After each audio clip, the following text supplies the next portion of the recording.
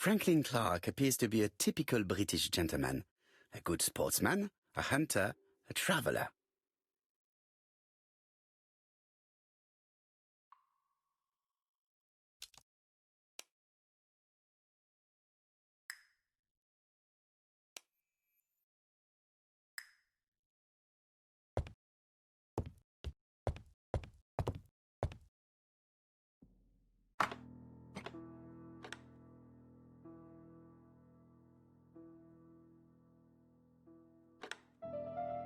I must need something to continue. This plate appears...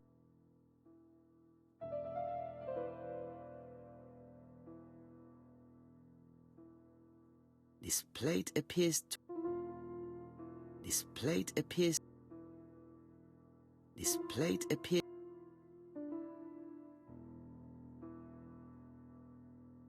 This plate appears to be able to move, but...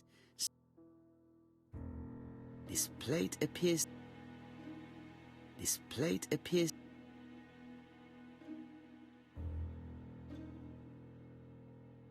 This plate appears...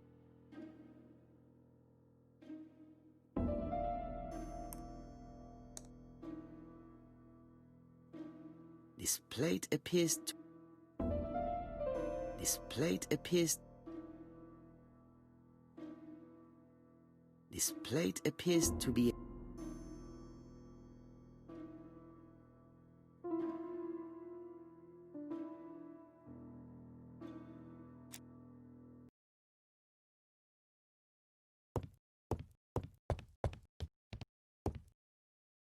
Franklin Clark appears to be a typical British gentleman, a good sportsman, a hunter, a traveller.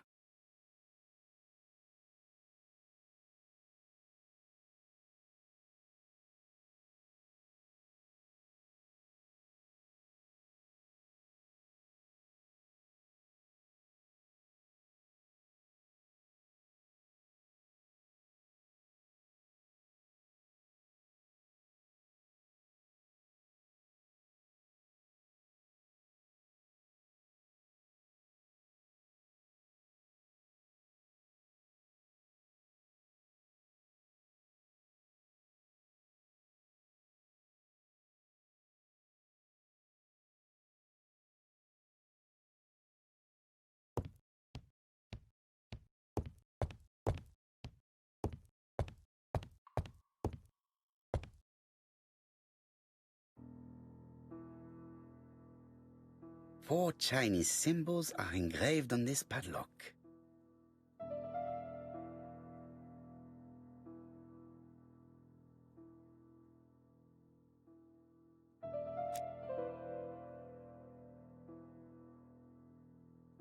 Well, well, the characters engraved on this disc resemble those engraved on the padlock.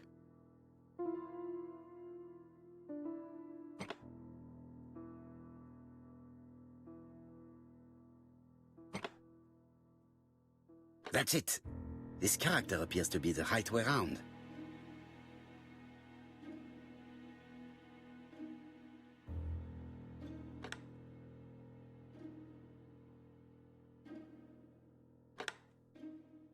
Like this character appears...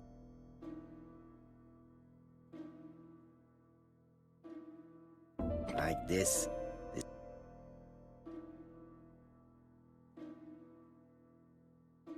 That's it. This...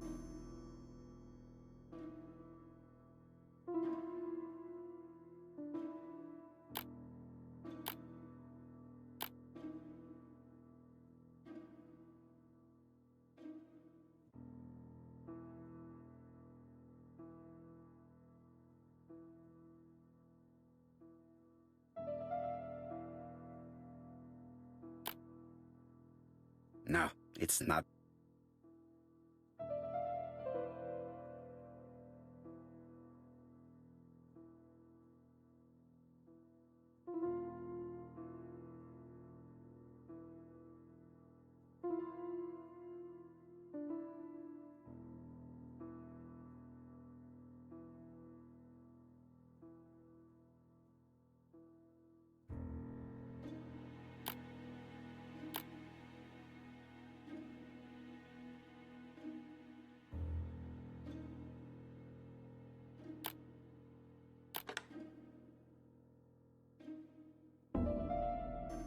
At last, the cupboard is open. Helmet, flask, and rifles. Franklin is very well equipped.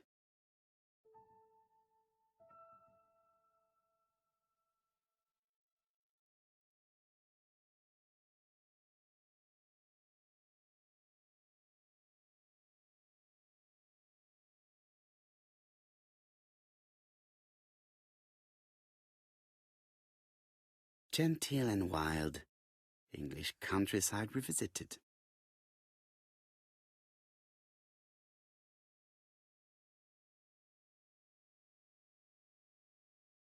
Helmet, flask, and rifles. The railway children. In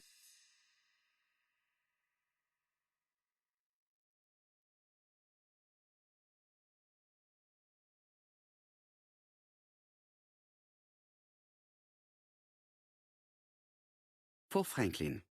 Und F is Christmas, 1910.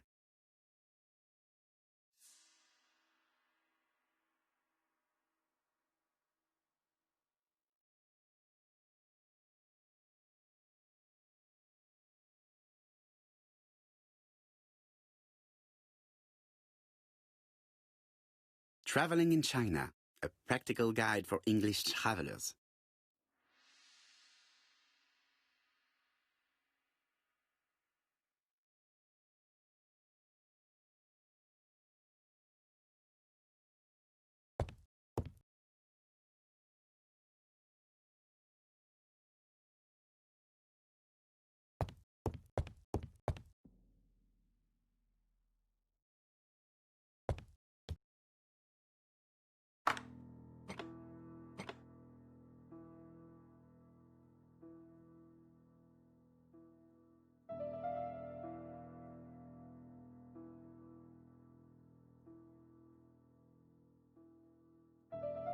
This plate appears.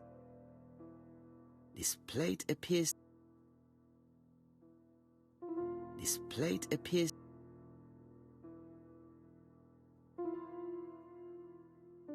This plate appears.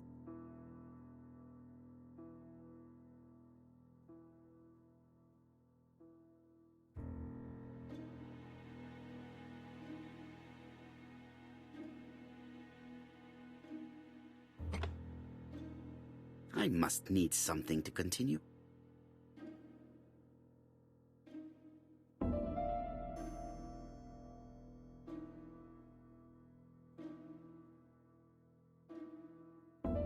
This plate appears.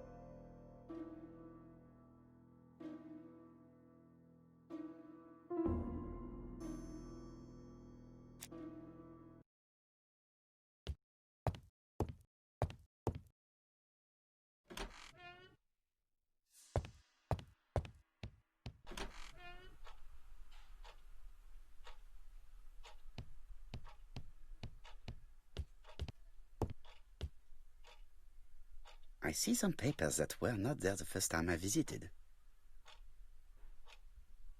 Valuers report property.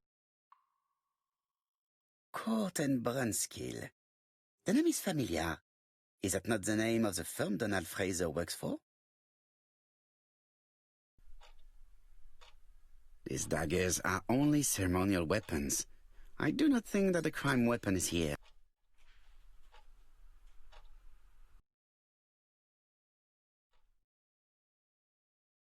Ernest Logan, MD, Brighton Cancer Institute, 201 Dusk Road, Brighton, Sussex. To Sir Carmichael Clark, and Lady Clark, your wife is I estimate that Lady Clark.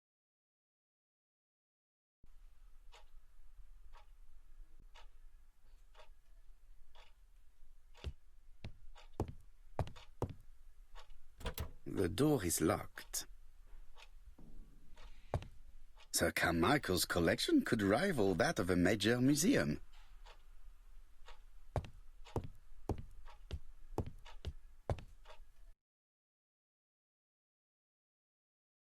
Comside's private. The catalogue for Sir Carmichael Clark's collection.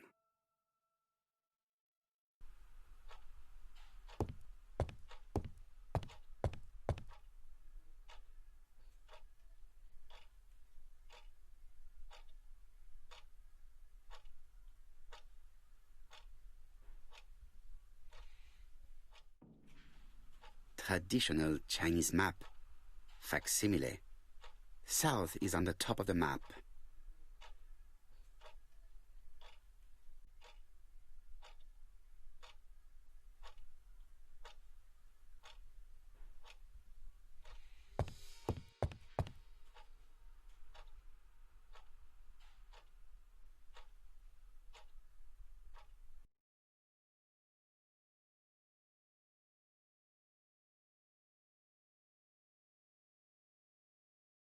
Compass point to the south. Bronze and magnetite. Han Dynasty, circa 210 BC.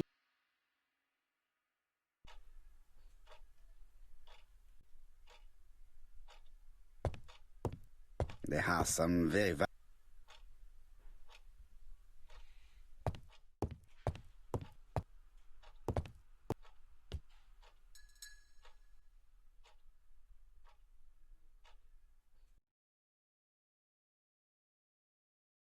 Attention, Franklin. Task list. A. Ordering Lady Clark remedies. Done. B. Tidying up real estate property files. Done. C. Calling the lawyer about inventory. Done. D. Update the tenant farmer list. Done. E. Update land rent accounting. Done. F. Ordering a restock of arsenic. Done. P.S. I have left on the living room table some of my things I don't want to keep. The locket and the dagger. I am sure you know why. Thora.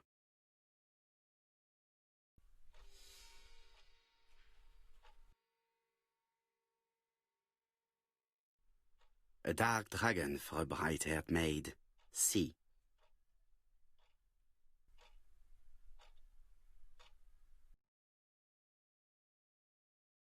I've already seen similar daggers.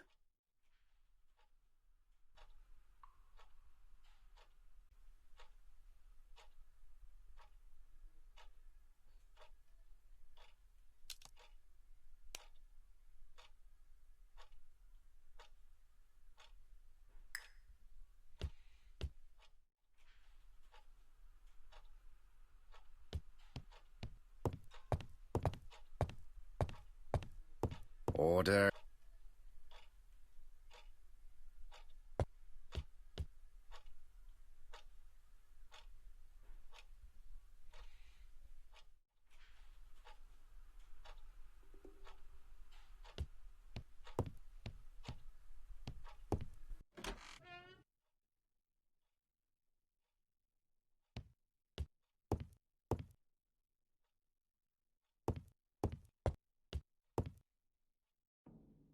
How am I going to open this trunk?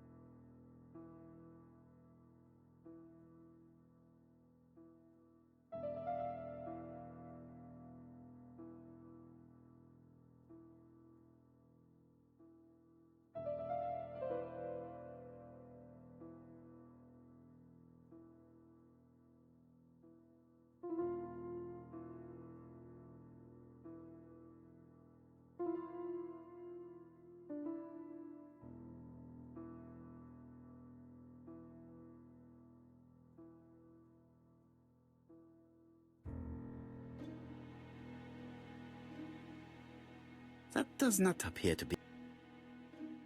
That does not appear to...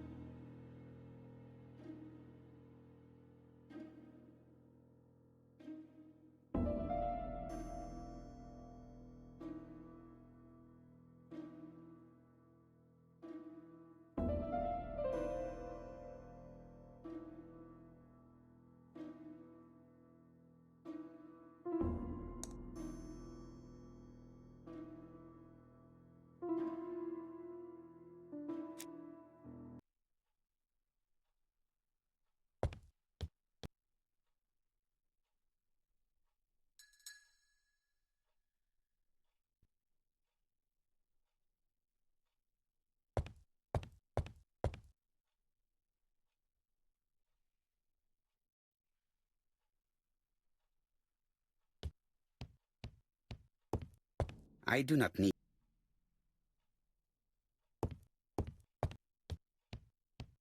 I am...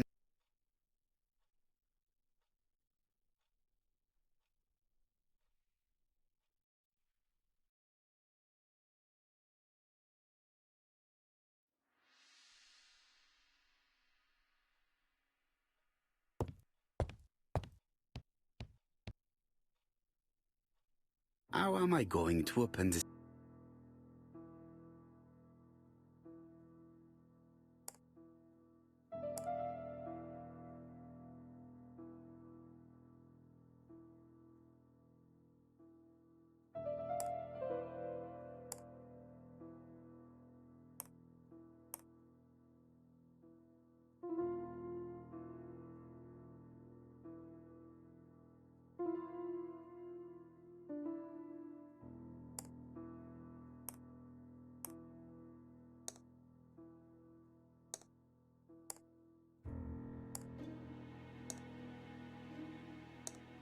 That does not appear to be.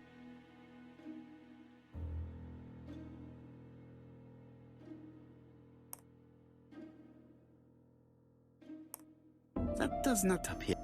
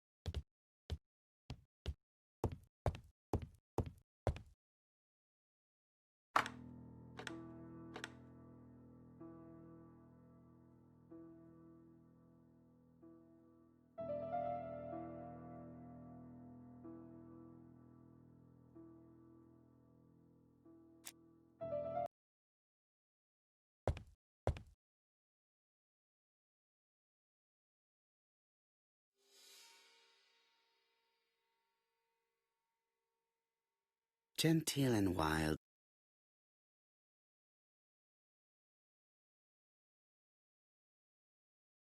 The Railway Children.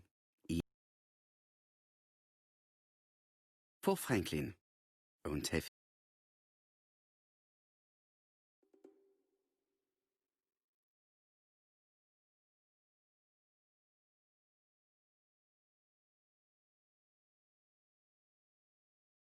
Traveling in China.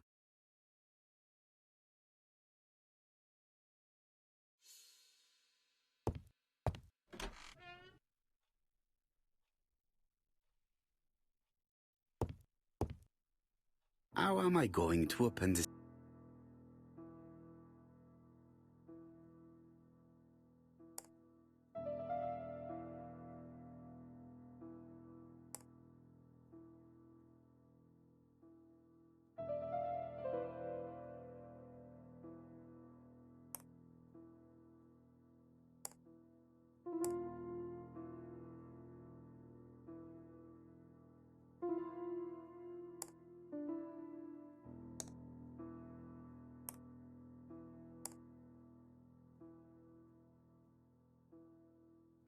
That does not appear to be very.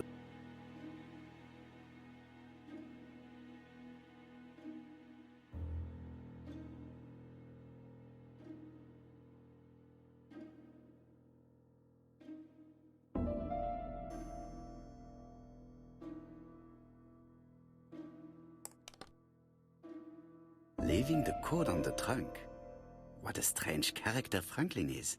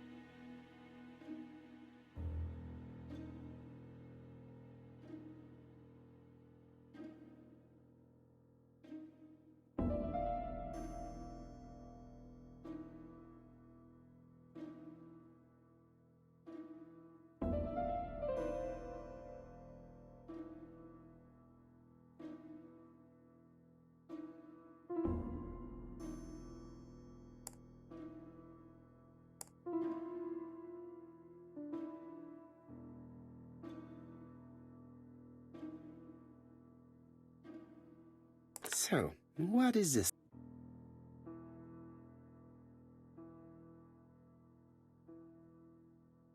I should be able to open the trap. There we are.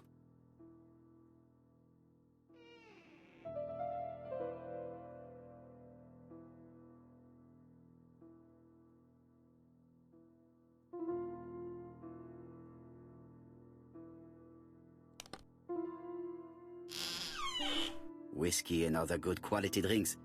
Mr. Clark really has refined taste.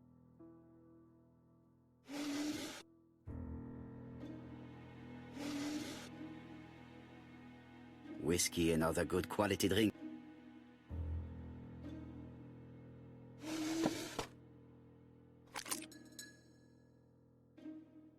Why has Franklin put an Allen key inside his trunk?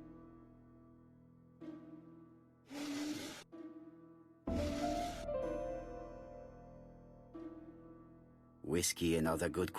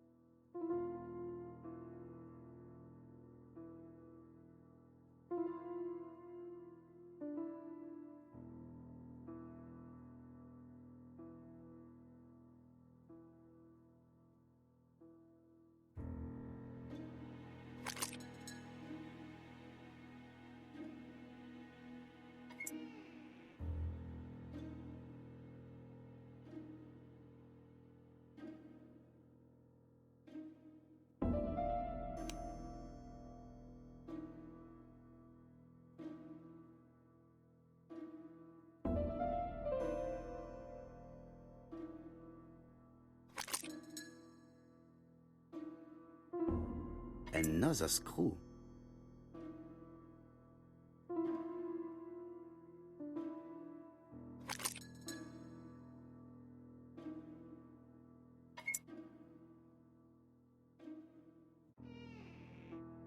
This engraving is not very easy to understand. I need to sort it out.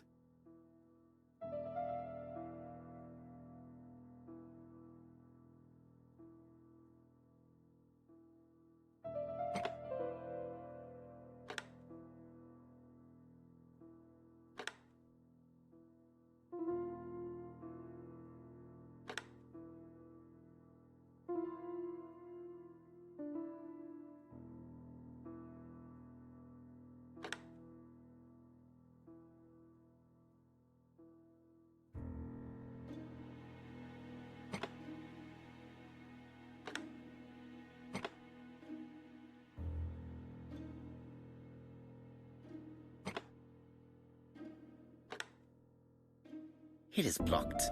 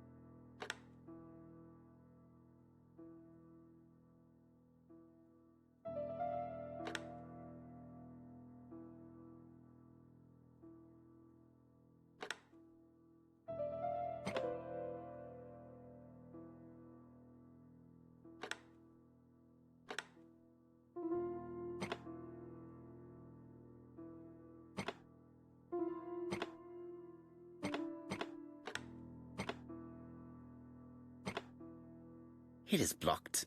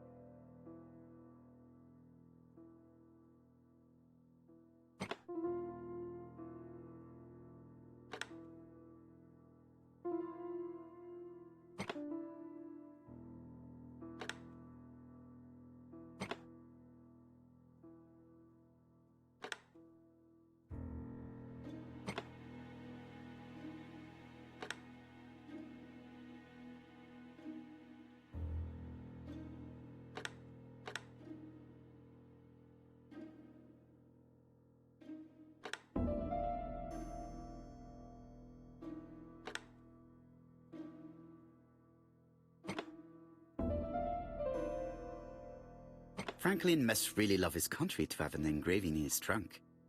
I think I heard the panel above release.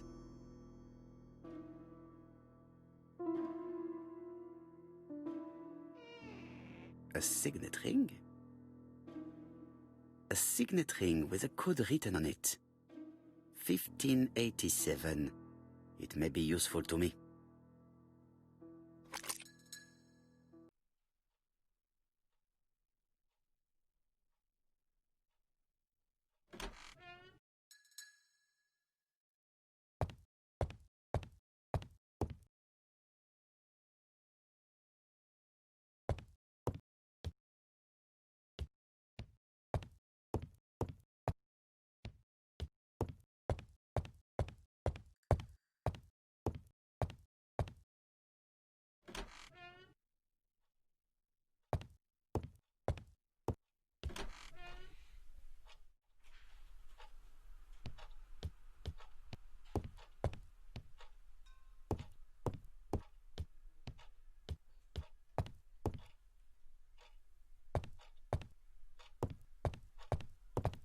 There are some...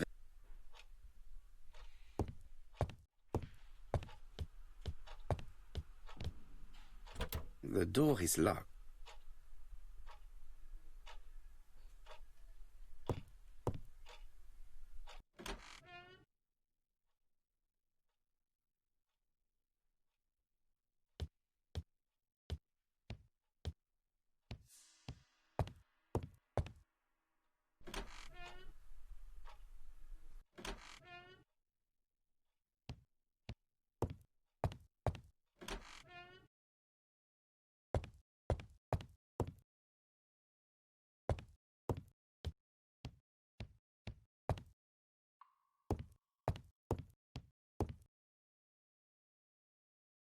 Franklin Clark appears to be a typical British gentleman, a good sportsman, a hunter, a traveller.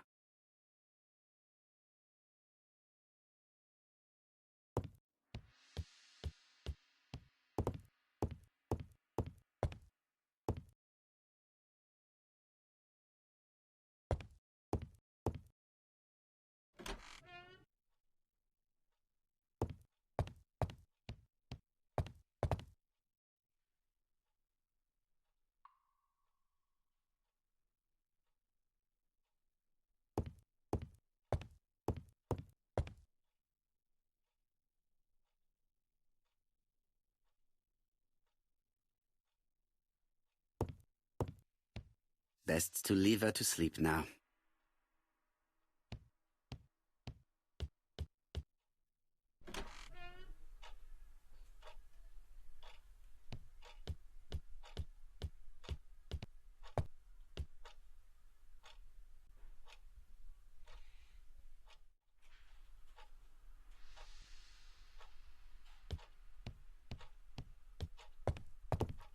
Sir Carmichael's call.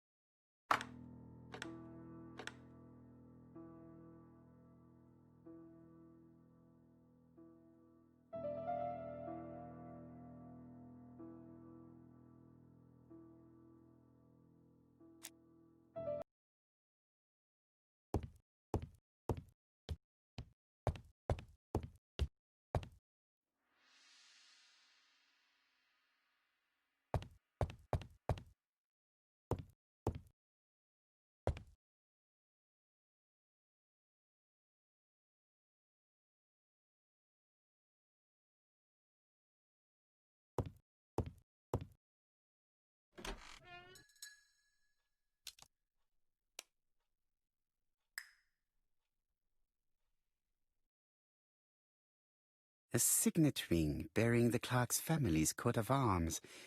A number is written on it.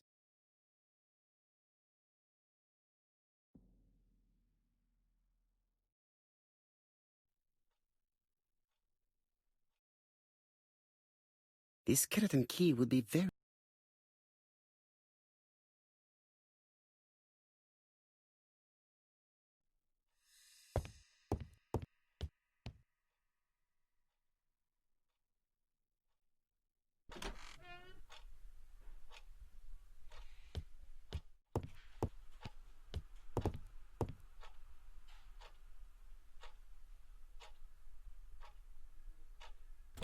The door is locked.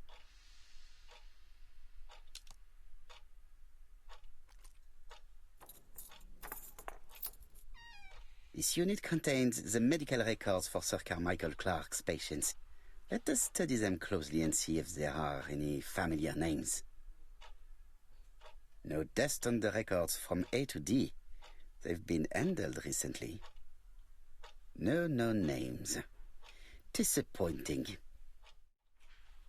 Lots of dust. The records from E to Z have not been touched for years. No known names. Disappointing.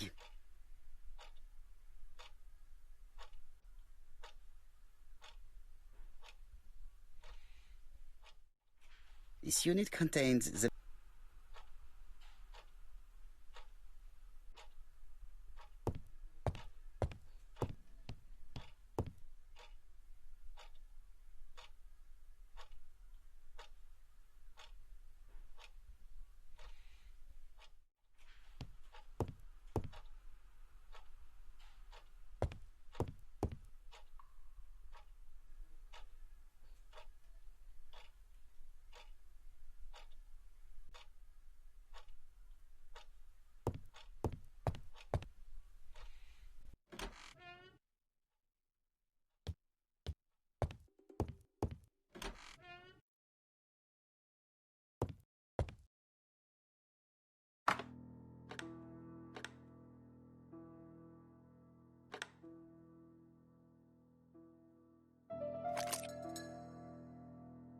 The plates around the picture appear to have unlocked.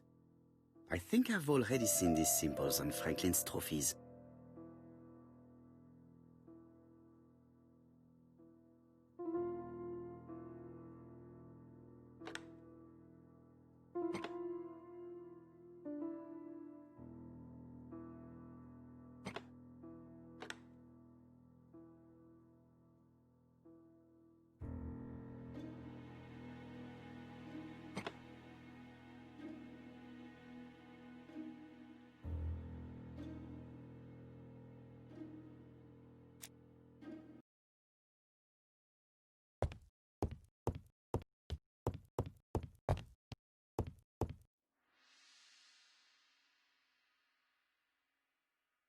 July 1920, Alaska Peninsula.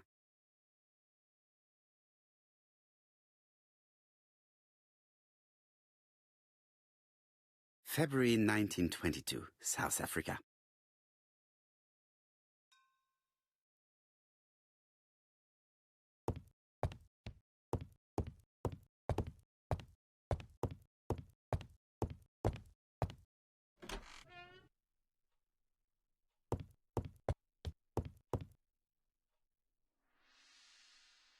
April 1925, Aceh Province, Sumatra.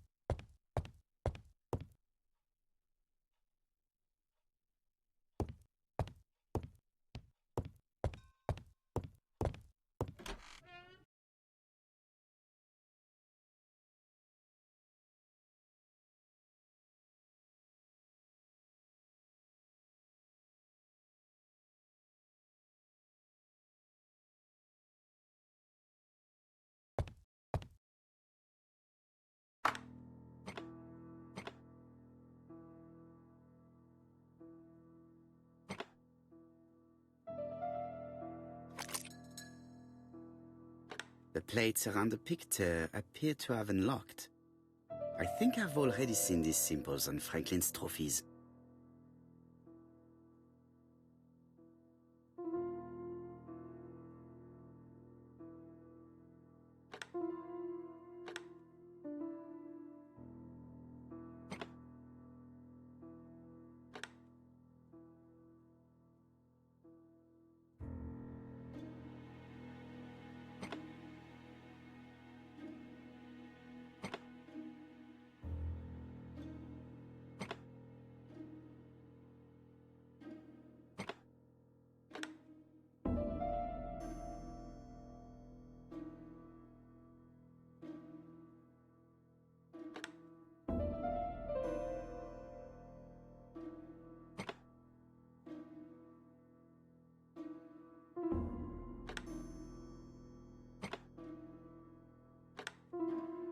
The African kudu.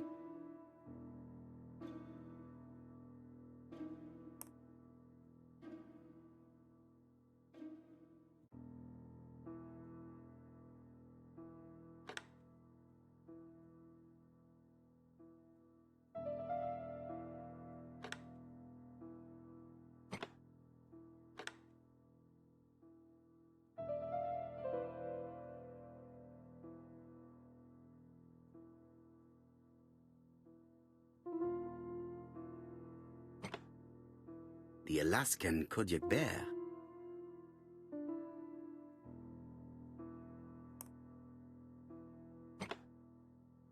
The lion of Sumatra. I heard the sound of a mechanism. Strange way of protecting one's safe. triangulating one's hunting sites on a map.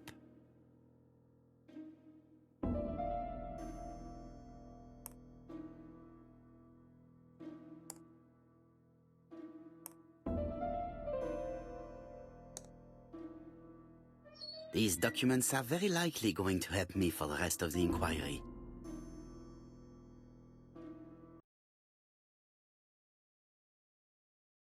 A dozen gold sovereigns, some shares for the Southern Railway and some treasury bills. This is not worth much, hardly enough to justify a robbery. A dozen gold. Charlotte Clark, Comside, Churston, Devon, to Mr. Franklin Clark, Peninsula Hotel, Salisbury Road, Chim Sha Tsui, Kowloon, Hong Kong, Comside, 19th. I wish you with all my heart. At home, everything annoys me, starting with this young Thora Sir Carmichael is so fond of. I have nobody to share my feelings with, so I write to you. How can I tell you what happens to me? The simplest way the better. I am doomed. I still have 1 year to live, no more. How do I know? I opened the secret drawer of Carmichael and read a letter not addressed to me. In this letter, Dr. Logan tells my husband in the most direct way the truth he conceals from me. Sir, I know, but my husband doesn't know I know. Please don't tell him. And if he shares the truth with you, act as you are surprised.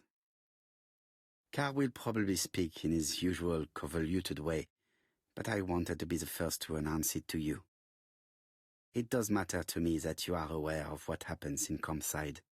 Warm regards, Charlotte. Sir Carmichael Clark, Comside, Churston, Devon, to Mr. Franklin Clark, Peninsula Hotel, Salisbury Road, Tsim Sha Tsui, Kowloon, Hong Kong, Comside, 1935, January the 12th. Dear Franklin, first, I wish you a good start to a successful new year. I have received your letter dated December 10th. Thanks for defending my interest against Wang, this robber. Things could have got pretty bad if you weren't a real cold-blooded guy. I envy you for that. Things go on here much as usual. Charlotte is moderately free from pain. I wish one could say more. You may remember Thora Gray. She is a dear girl and a greater comfort to me that I can tell you. I should not have known what to do through this bad time but for her. She has an exquisite taste and shares my passion for Chinese art. No daughter could be a closer or more sympathetic companion. Life has been difficult, but I am glad to feel that here she has a home and true affection. You wrote me you want to stay in China for 1 more year or even longer. I don't object. The longer you stay, the more opportunities you will have to increase our collection. Nonetheless, you should know that we miss you here, and that Charlotte will be gone by the time you come back. I am, dear Franklin, your truly affectionate brother. Eton College School Year, 1912-1913, Franklin Clark. School report for Franklin Clark. According to his teachers, Franklin was a good student, but lacked discipline.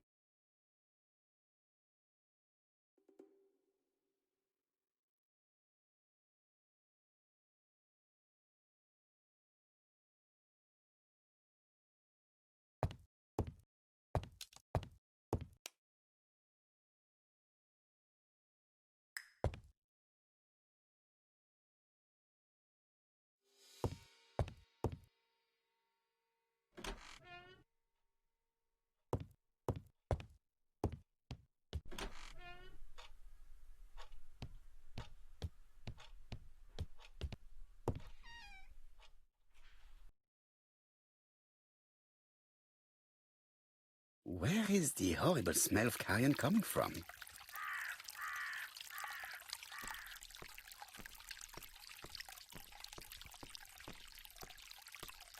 Something makes me feel uncomfortable.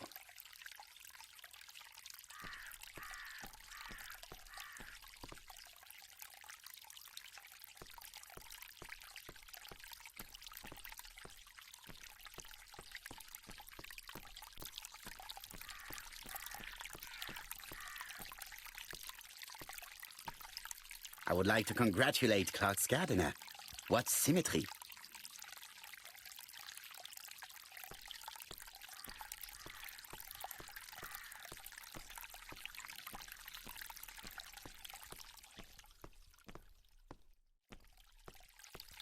This fountain makes a very relaxing sound. This wisteria is in full bloom.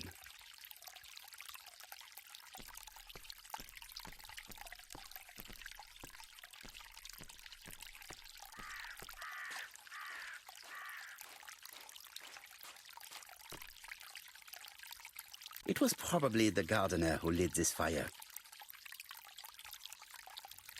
Look here. I wonder if someone wanted to get rid of these papers. This subject would probably be useful to me.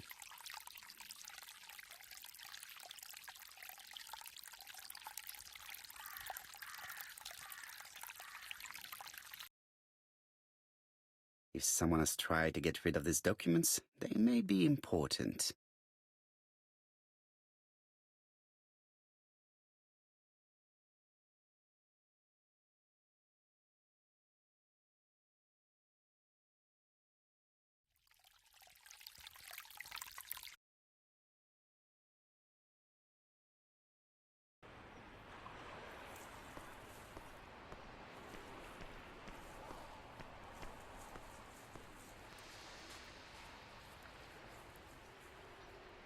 May you have peace, Carmichael. Charlotte.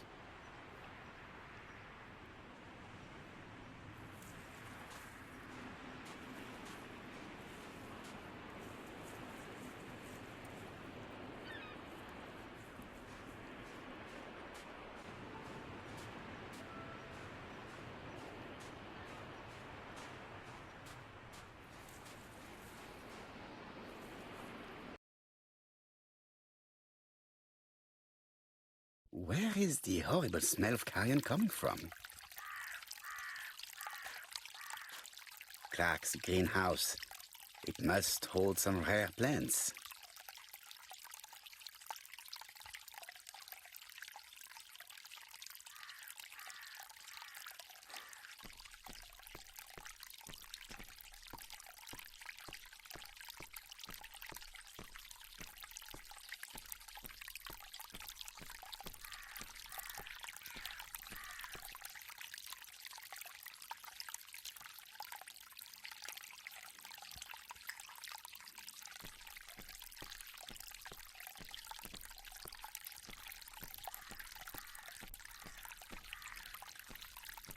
This wisteria.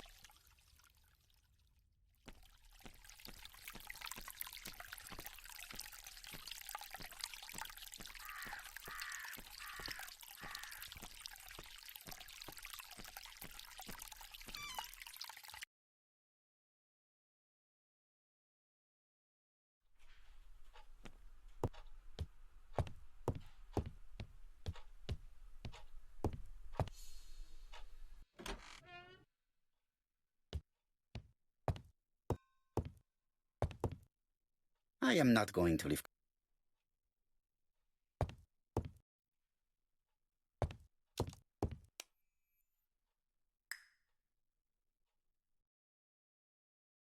If someone has tried to get rid of these documents, they may be important.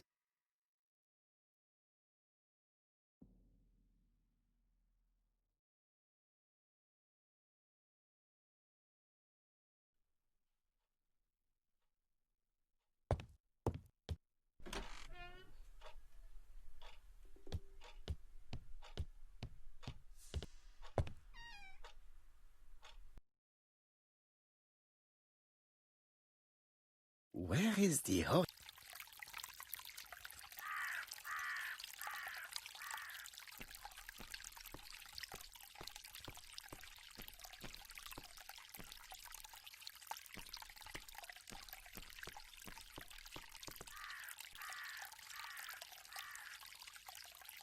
Brown pellets.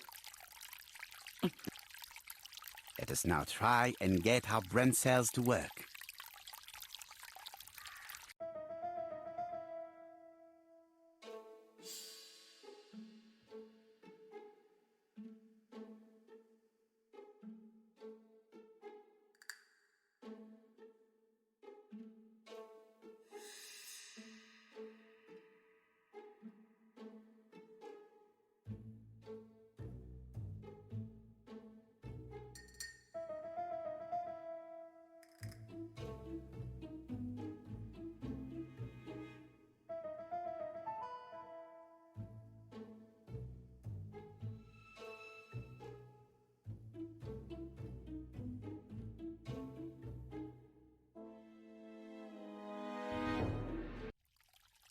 Everything that Thorgray has left behind comes from Sir Carmichael's collection.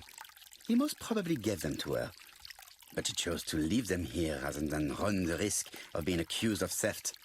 It is understandable when you know just how much Lady Clark mistrusted her. Let us now try and get our brand cells to work.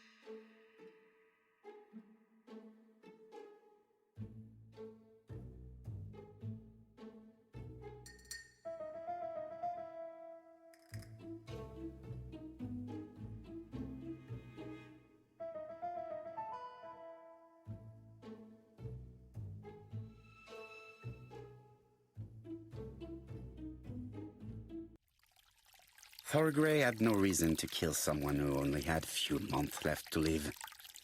The poison she ordered was for rats. The gardener must have made good use of it, considering the stinking remains on the path, not far from the property. I've finished here. I must put the skeleton key back and inform Hastings that I'm returning to London. Brown River. Tut-tut. The gardener does not follow the alliance. There, that's better.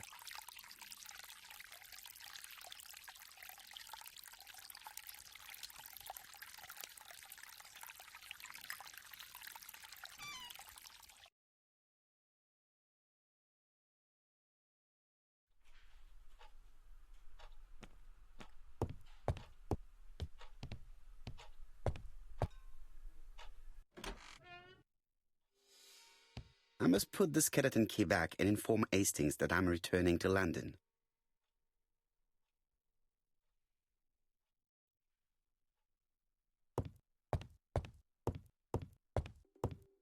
Best to leave.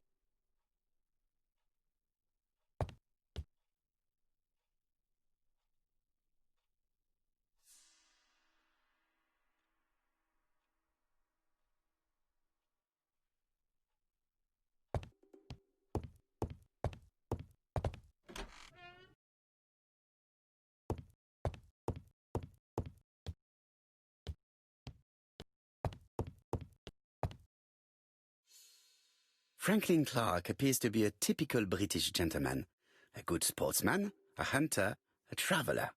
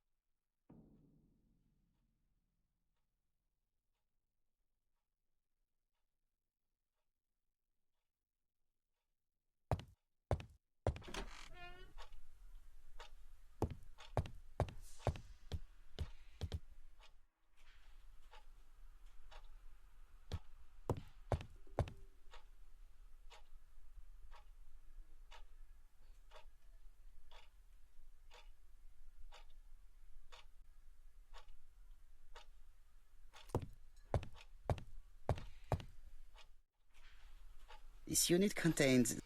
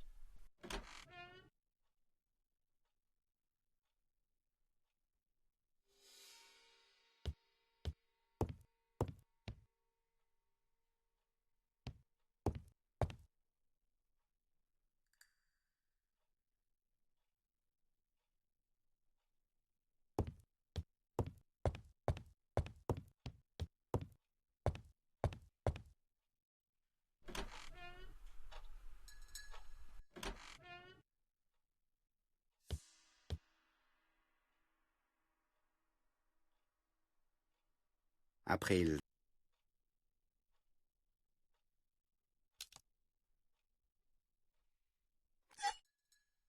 Perfect.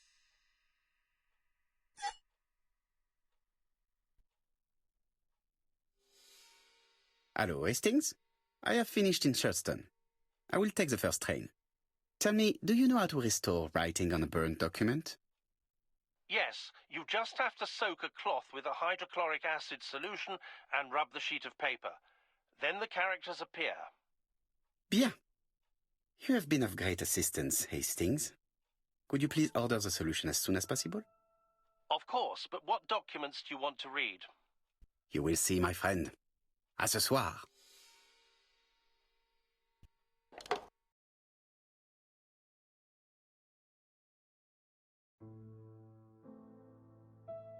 Donald Fraser is here. He insisted on waiting to see you.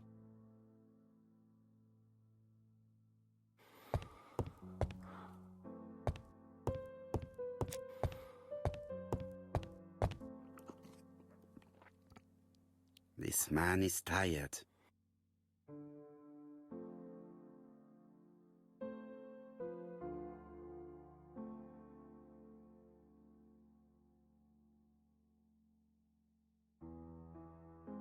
Donald is short of sleep, and it looks as if he didn't even bother to undress before going to bed.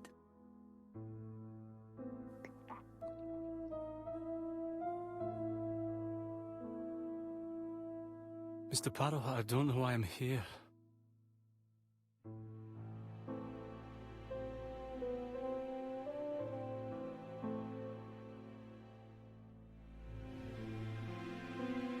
You wanted to talk, and you came to find the only man capable of hearing you. Mr. Parrow, since Betty's death, I've doubts about myself. I don't know what to do. And I keep having a horrible dream 3 nights in a row.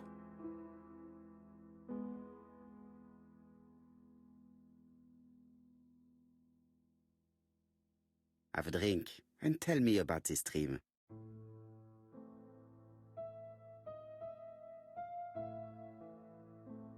It's always the same. I'm on the beach with Betty. I grab her round the throat, and I squeeze, and squeeze until she's dead. Her head falls back, and I see that it's no longer Betty. It's Megan's face. Have you seen Megan Barnard recently? Yes, our grief has brought us together. I never really knew her before. She's really quite a remarkable girl. But I would never tell her about my dream. Why not? Is it her you are attacking in your dream? No, it's Betty. And once Betty is dead, it's Megan's face that appears in its place. Very interesting. Let us now try and get our brain cells to work.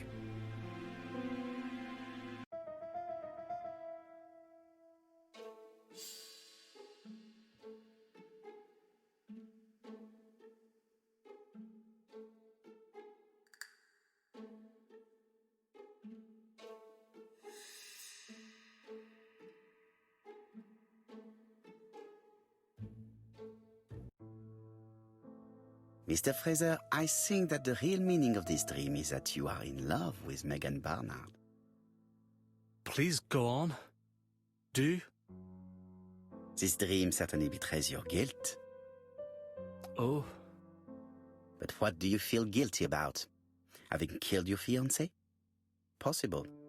Or forgetting her very quickly for her sister? Certainly. And this forgetting is perceived as a second death. So you don't really think I was the one who killed Betty? I do not exclude this theory. I am simply saying that I do not need to know that fact to explain your dream and your guilt. Thank you for being frank, Mr. Poirot. You've helped me a great deal. I'm going back to Bexhill. I'll not take any more of your time up. It is late, Mr. Fraser, and you are tired. I'll sleep on the train.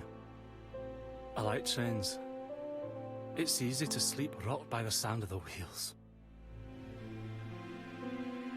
Poor boy, he seems completely lost. Well, women seem to like him. I think Megan will take care of him. Oh, I remember. Did you order the product I needed? Yes, we'll be receiving it tomorrow. Bien, it is late, and I asked Miss Gray to come tomorrow morning. I have a few questions I wish to ask her.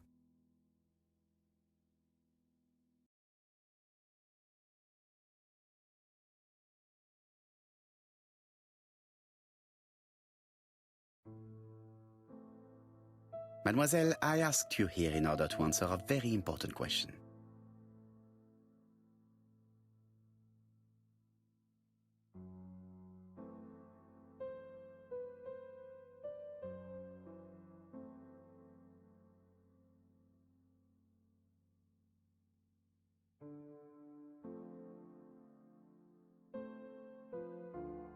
Am I right in thinking you said that you did not speak to anyone on the day Sir Carmichael was murdered?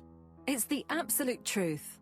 Yet, Lady Clark maintained that she saw you talking to a stranger on the front doorstep.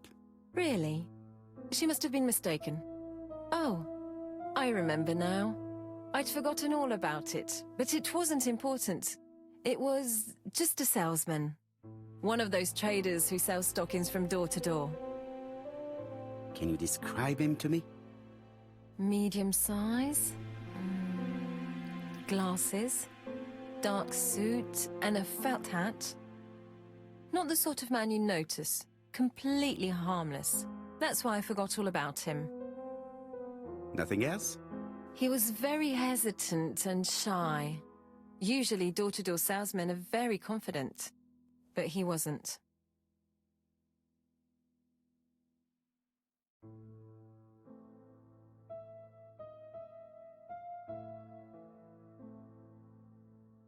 You did not leave Churston willingly, I believe. I don't wish to lie. Lady Clark did not appreciate my presence. And Franklin could not go against the wishes of a sick lady. He is a good man, and he worries a great deal about his sister-in-law. I noticed that you left some personal belongings behind at Churston.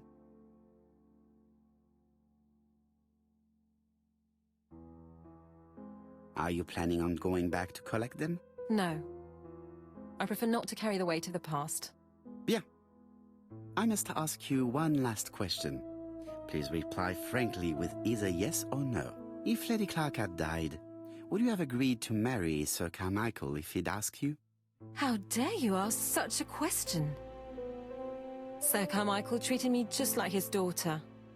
And all that I ever felt him was affection and gratitude, nothing else. Thank you, mademoiselle. I will not keep you any longer.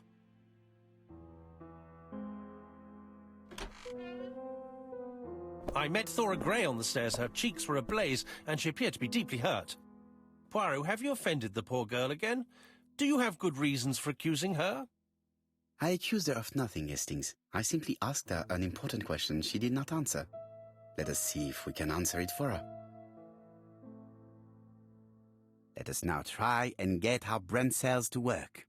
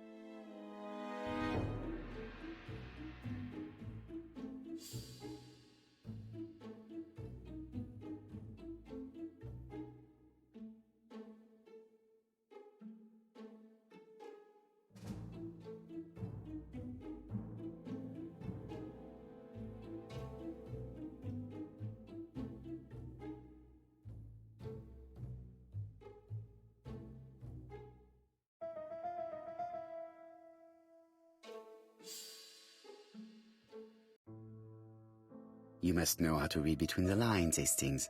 When Sir Carmichael refers to paternal affection, he's lying to himself. Read this engraving on the brooch. A dark dragon for an angel with glossy hair. These are the words of a lover, not a father. Lady Clark was not wrong. What if Sir Carmichael had fallen in love with his secretary? That doesn't mean that she forced him to do so. True, there are extenuating circumstances. She is a penniless orphan. But she is calculating. Just look how she avoided it when asked if she would have married Clark. I see. You think she seduced Sir Carmichael for her own gain, and that now she is doing the same with his brother. Poirot, your world is a very dark place. Do not get carried away, mon ami. We have another more important matter to settle. Really? Yes, would you believe that Miss Grey taught me something new? Let us now try and get our brain cells to work.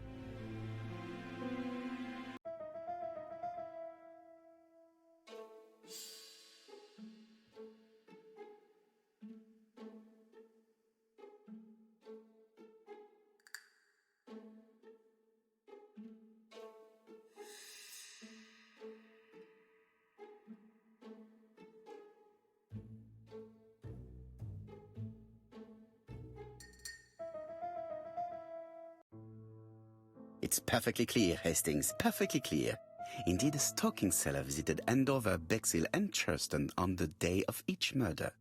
We have our suspect. This should be of interest to Job.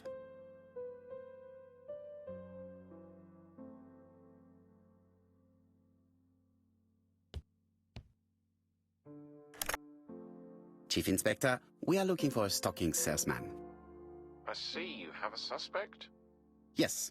Contact all the stocking wholesalers who may employ him. Your suspect is a salesman?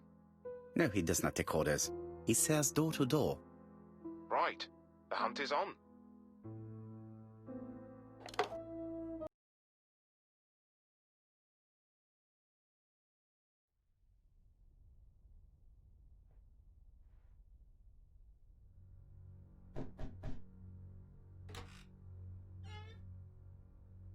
Are you leaving, Mr. Cust? Yes, I'm going to Cheltenham. You shouldn't travel today. You don't look very well. I have to. I have engagements. I must respect them.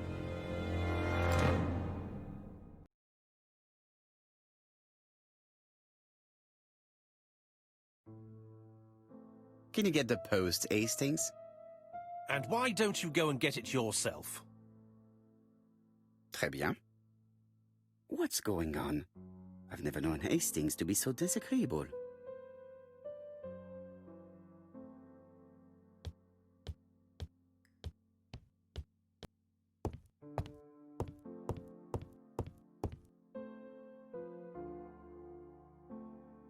Poor Mr. Poirot. I'm quite sorry for you. If at first you don't succeed, try again. We've a long way to go still. Typery? No, that comes later. Letter T. The next little incident will take place in Doncaster on September 11th. So long. ABC. I should compare this letter with the one on my desk which I received earlier to see if it does indeed come from the same person.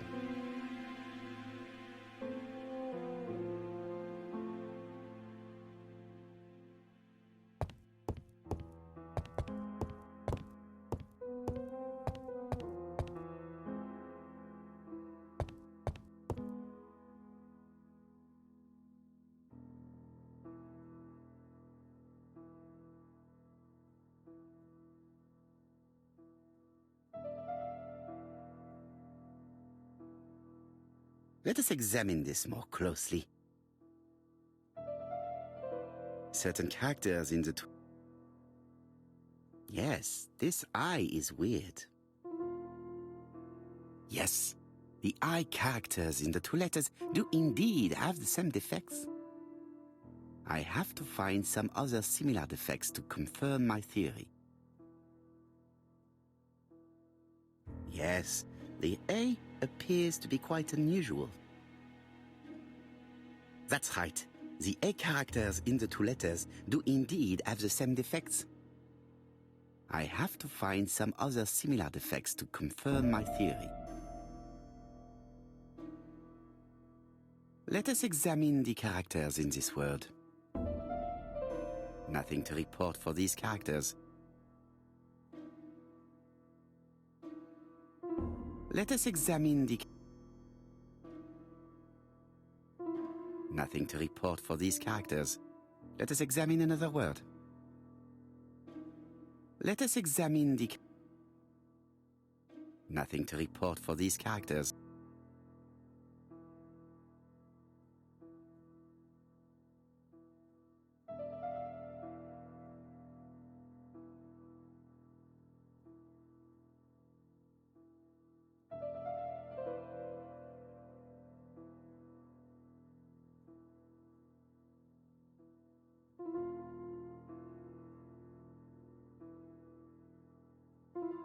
Let us examine the characters in this word.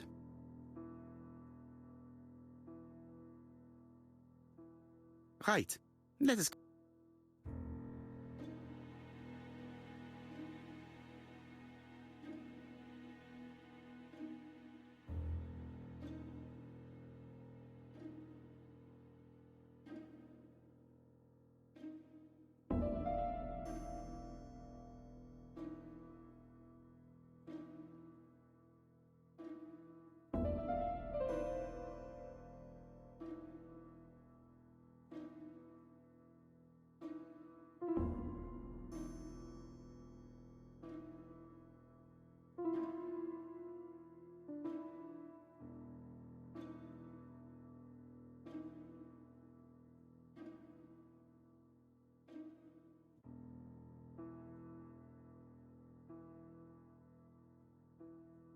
I don't see anything.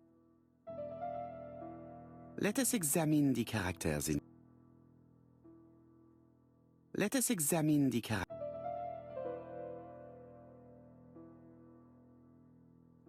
Let us examine the characters in this word. Right. Let us examine the characters. Right. Let us compare.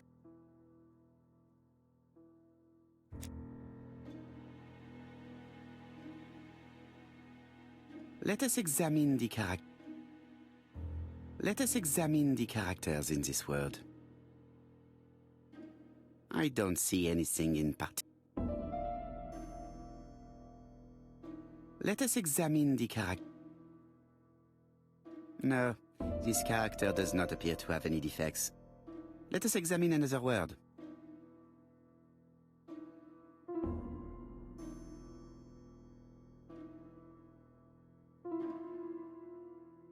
Let us examine the character. I don't see anything.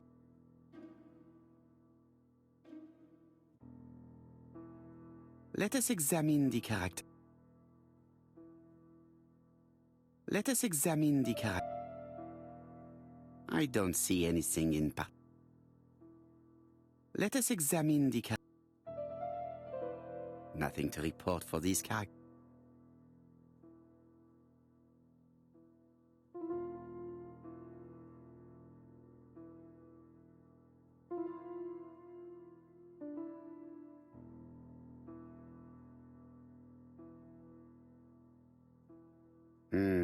The W is not... Of course, the W... My theory was right. Hastings, he strikes tomorrow. Chief Inspector Japp? He's on another line. Can I take a message? Yes, please, mademoiselle. It is from Hercule Poirot. Tell him ABC strikes tomorrow in Doncaster. He must call me back. Very well, sir.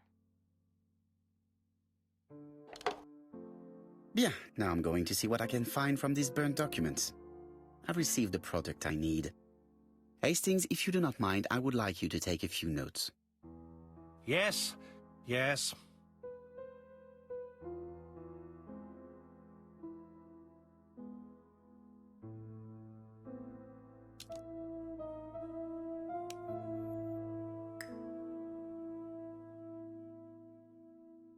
If someone has tried to get rid of these documents, they may be important.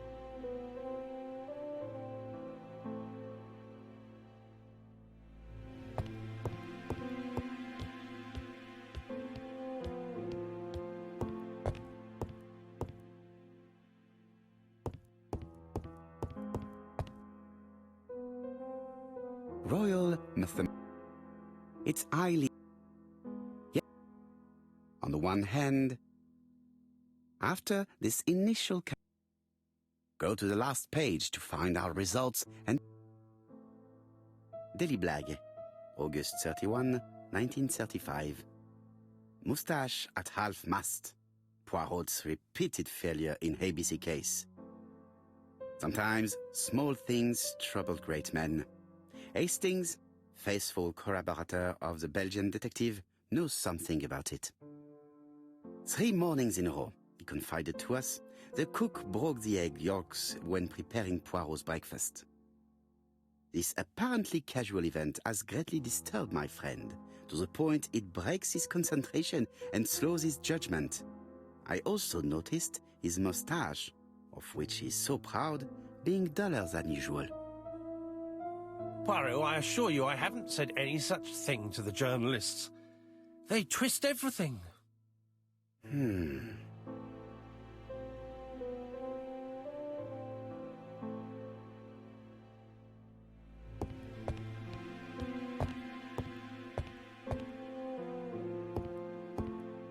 I've finished with this subject.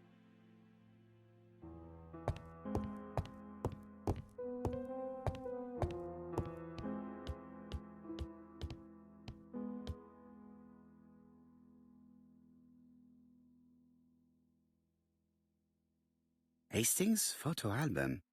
He is very proud of his bag.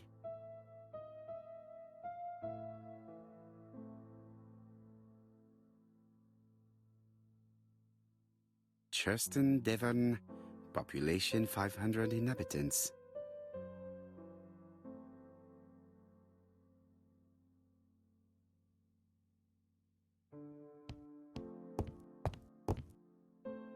So, how are you getting on? I'm ready to take notes.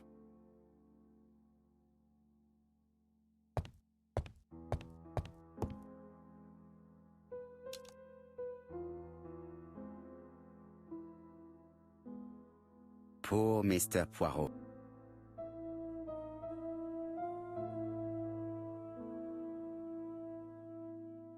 If someone has tried to get rid of these documents,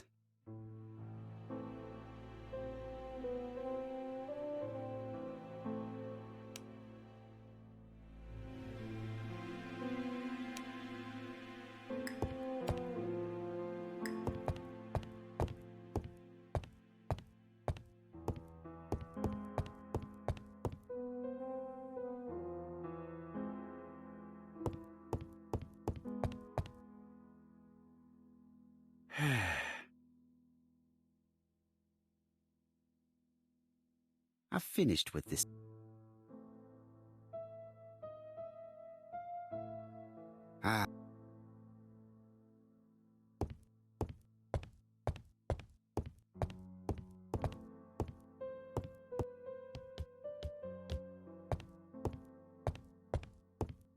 I lock my revolver in this drawer.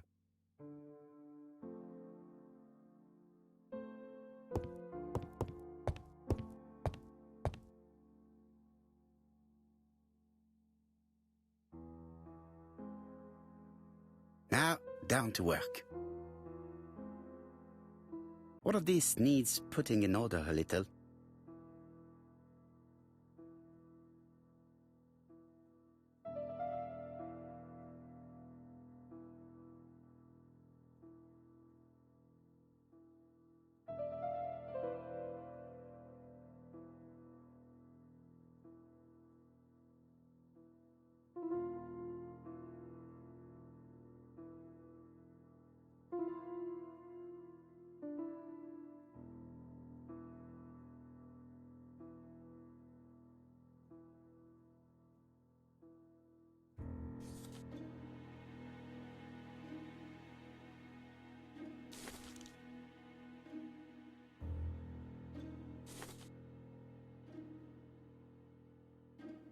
I think that this is right. This page is finished. That's done. 3 more to go.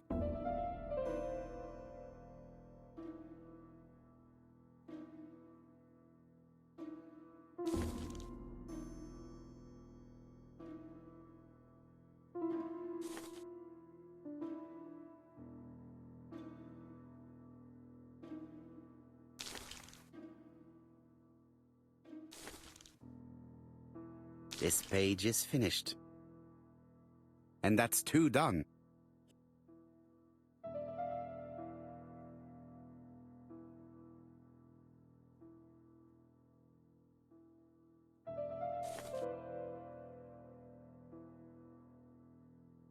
This piece should be...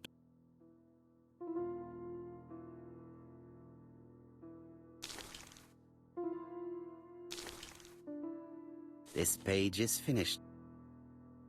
Only 1 more. Keep going.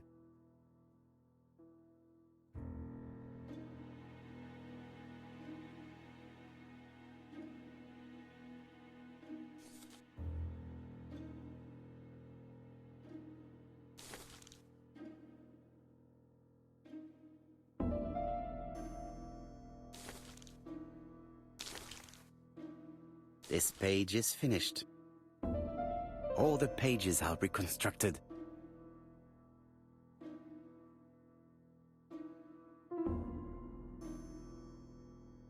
A dry cloth. A dry cloth. A bottle of solvent.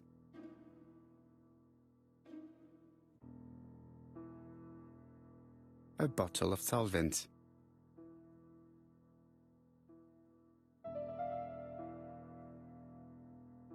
A dry cloth. A dry cloth.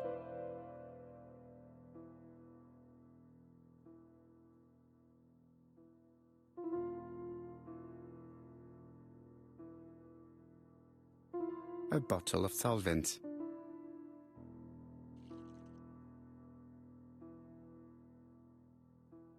The cloth is now soaked with solvent.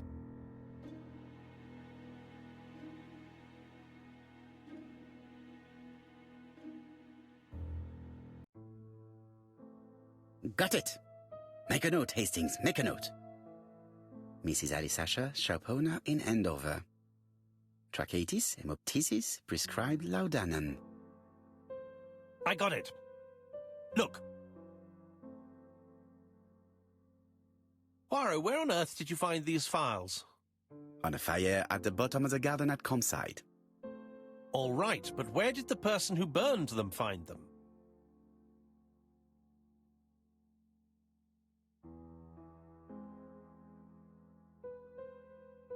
Alice Asher, shopkeeper in Andover. Tracheitis, hemoptysis, chronic cough with loss of blood. Prescribed laudanum-based cough medicine. Betty Barnard, waitress in Bexhill. Chronic bronchitis, causing dysphonia. Advised to stop smoking. Alexander Bonaparte Cust. While wounded, mustard gas and head trauma. Pulmonary emphysema. Hemoptysis. Coughing fits with blood. Suffers from absences and amnesia. Dick Dudley Dunbar, owner of the Black Swan Hotel in Doncaster. Asthmatic, heart disease, heart condition. Let us now try and get our brain cells to work.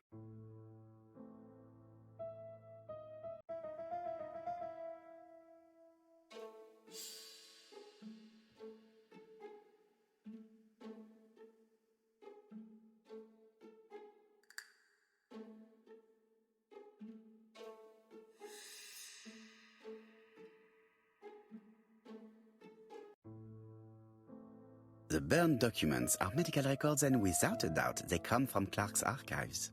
First of all, because all the patients have throat conditions. And secondly, their name starts with either A, B, C, or D, and it is precisely the files that match these letters that have been tampered with. But why burn these files? How come the names of the 2 victims appear on them, And who are the two other patients? These are very good questions.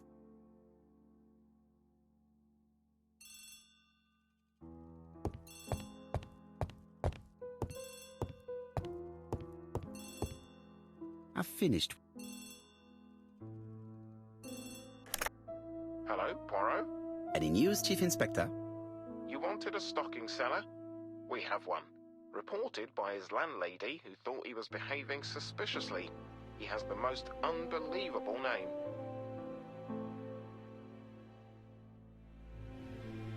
Alexander Bonaparte Cust. Yes, Alexander Bonaparte Cust? How did you guess? Poirot, you have magical powers. It's a serious lead. I called Doncaster. A person matching Cust's description has been seen at the station. He got off the train from London, but after that, nobody knows where he went.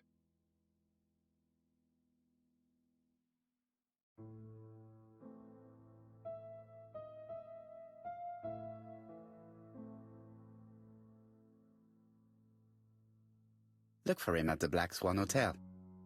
What? How do you know he's there? Trust me, Chief Inspector.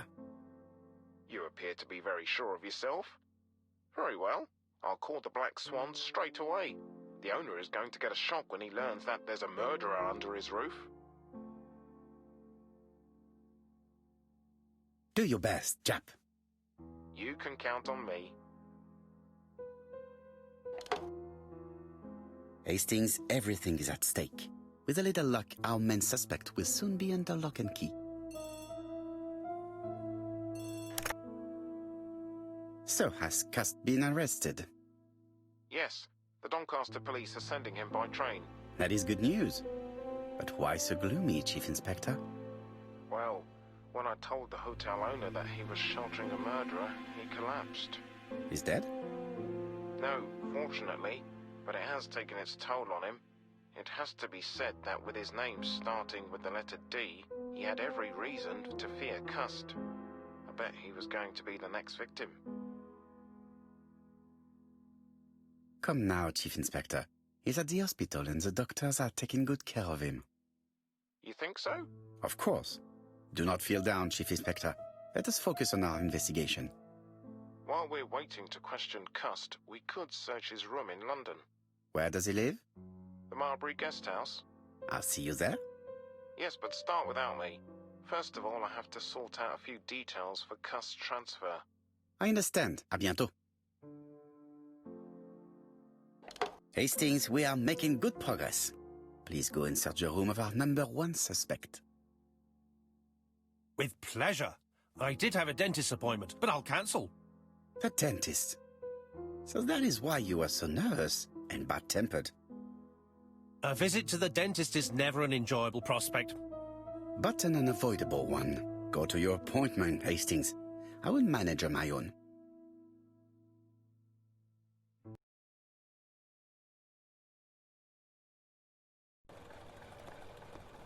To Marbury Guest House, please.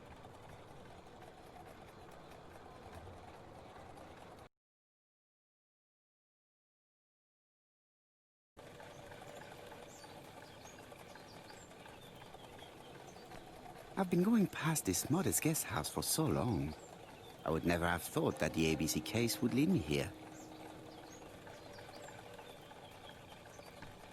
Marbury. There is a very pretty village by this name, in Cheshire.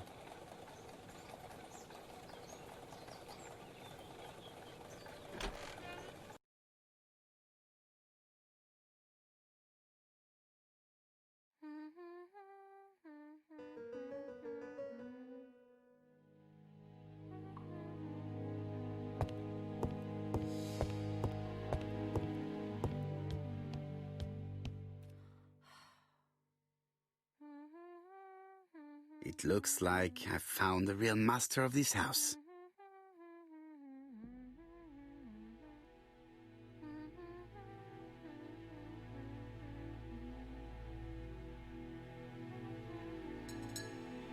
There is no need to worry about the household cat. I'm sure that Mrs. Marbury lets it do what it pleases.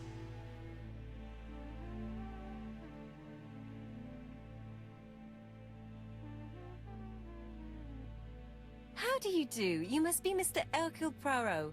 Chief Inspector Jupp told me that you might be coming.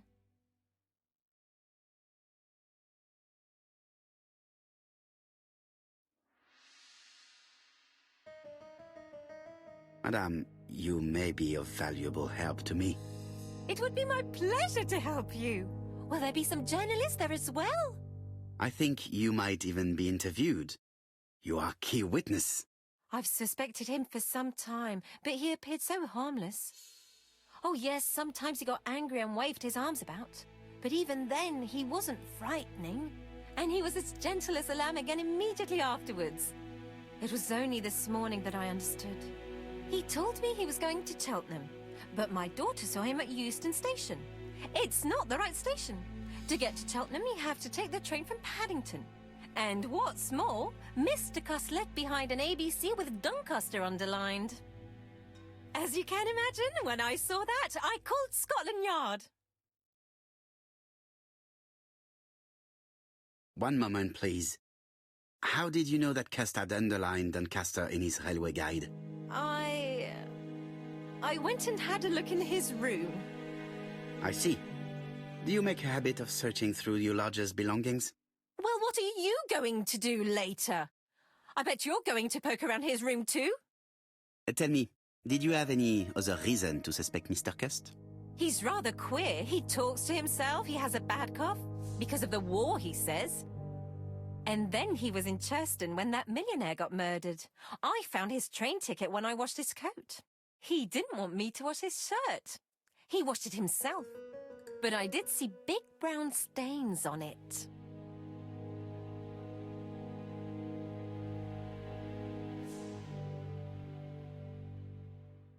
Where were the stains on the shirt? Can't recall. Cuss used to travel for his work. Is that correct? Yes, although he was unwell on trains. Do you know where Cuss was at the time of the murder in Andover and Bexhill? On June the 21st and July the 25th? No idea. But surely you keep a register. It won't do you much good. Mr. Cuss rents his room for the year. If he goes away for a few days, I have no reason to make a note of it. Ah! I remember one thing. Bexhurst by the sea, right?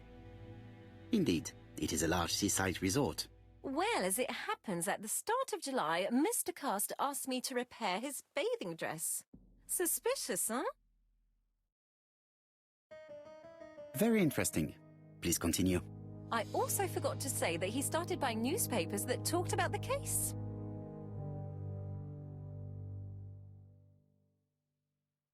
When did he start buying the newspapers? Let's see. I think it was just after the millionaire's murder in Churston. He didn't seem all that interested before that. That will be all for now. I'm going to take a look at his room. Take the key on the counter.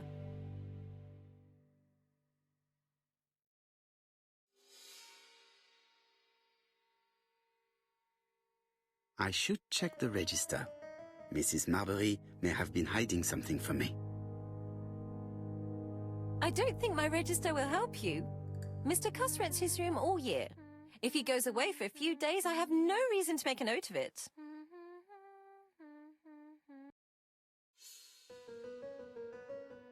The truth is becoming apparent, and I have something to say to Mrs. Marbury.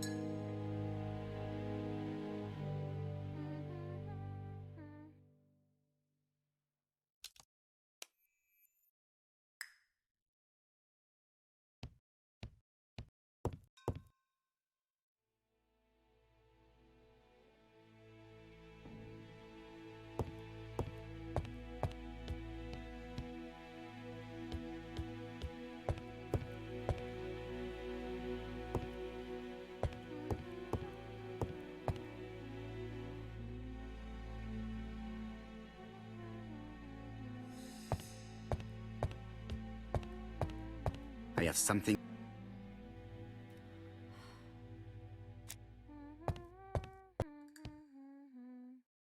This woman appears to be in a bad mood.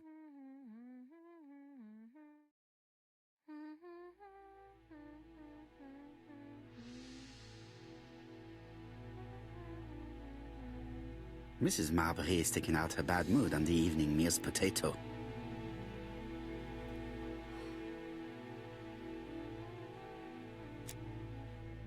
Mrs. Marbury, if I am to believe the register, you rented room 306 to a certain Mr. Fishman on the day of the Bexhill murder? Room 306 is Cust's room. Can you explain yourself? If I did, it was because Mr. Cust wasn't here. What about it? You rented the same room to two people. That's fraud. Calm down, Mr. Poirot. My lodgings were full and I couldn't let poor Mr. Fishman sleep outside.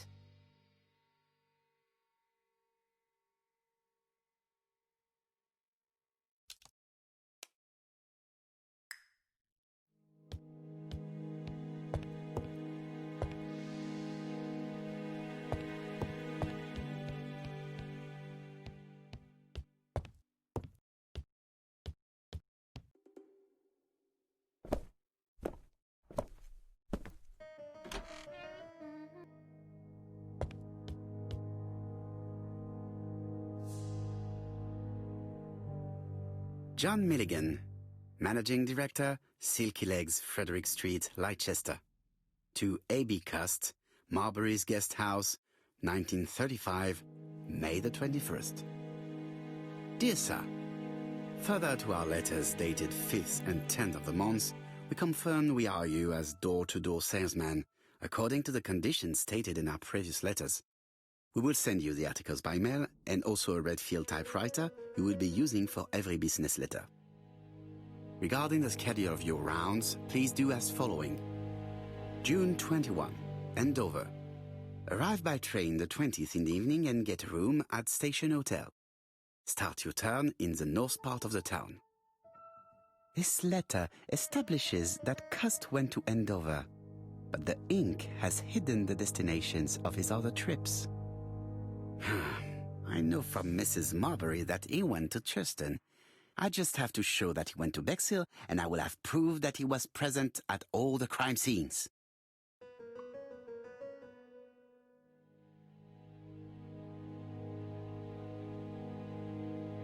A long-bladed knife, a murderer's weapon. This object will probably be useful to me.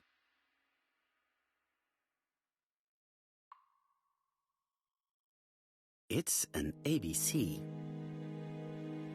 Cust is parsimonious. He keeps his pencils and sharpens them until there is nothing left. It is clear that he did not grow up in luxury. Did Cust drop it when he opened the window? Or was it Mrs. Marbury while she was cleaning? I have to get the ribbon. How am I going to do it?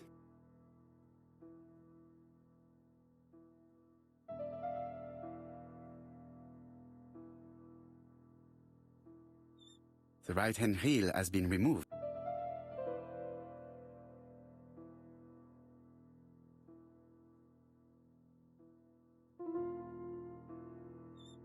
The left-hand heel has been removed.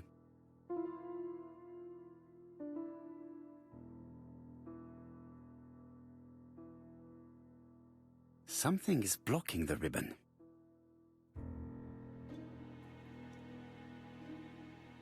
And here is the ribbon. Let us see if it was indeed used to write the letters sent by ABC. I only need the ink ribbon for my inquiry. I will let Jack clean the keyboard if he wishes. All the letters announcing the murders were written on Cust's typewriter.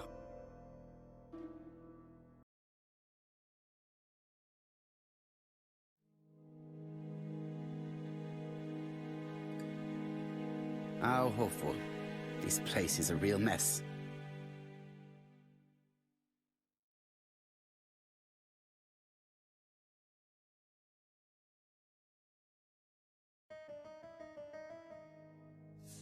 The least we can say that Mr. Cust is not very concerned about order and balance.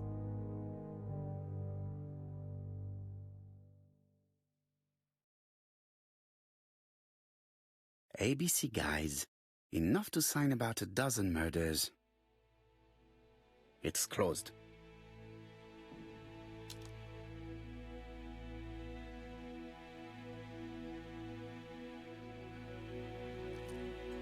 This knife is very useful.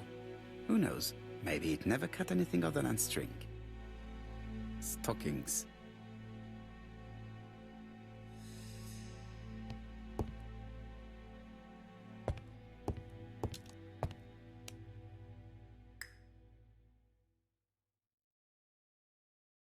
The Bexhill daily paper, dated from the day of the Bexhill murder.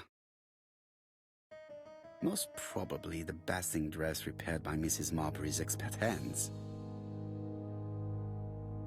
Trousers, white shirts, everything has been washed very well. All the main articles referring to the ABC case are here, from the Churston murder onwards. Nothing before that date.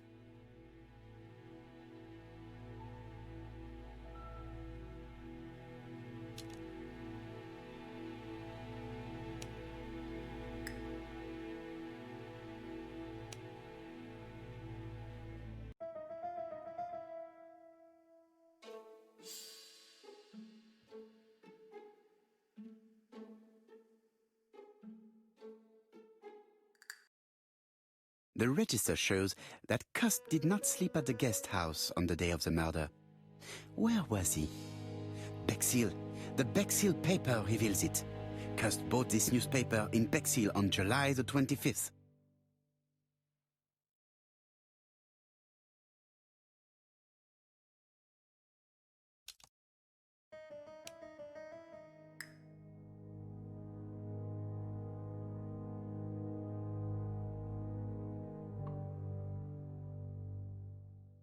Laudanum Cameron's Chemists. Laudanum, a medicine for coughs. It is what Dr. Clark prescribed for Mrs. Asher. This subject will probably be useful to me.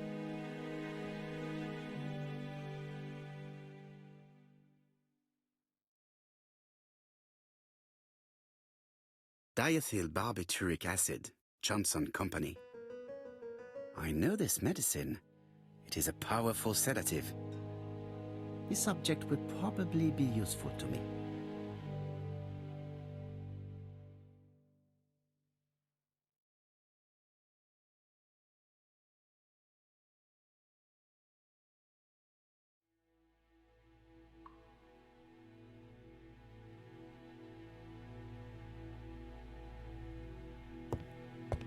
War of 1914-1918.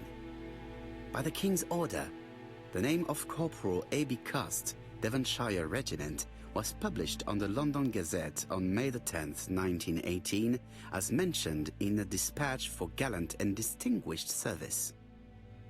An army dispatch, wounded on the Somme front, victim of a gas attack. Corporal Cust greatly deserves his distinction.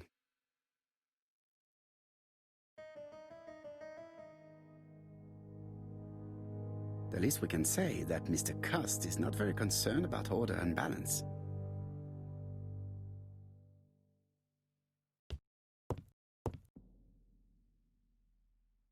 It is now the right time.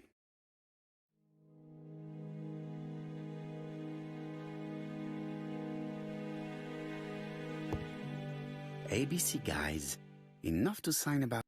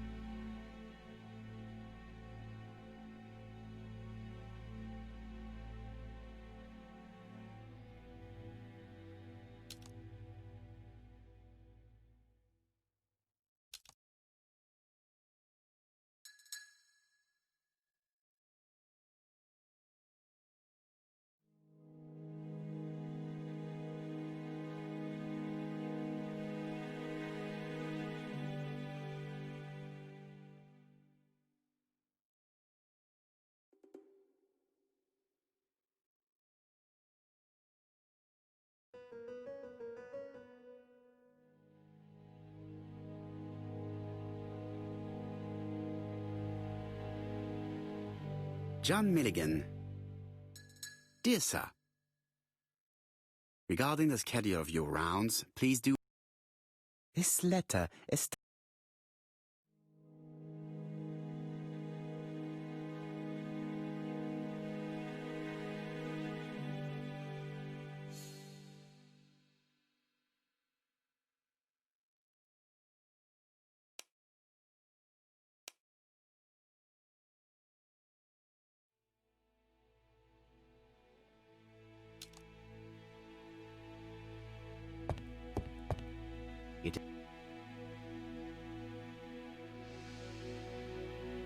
Stock it.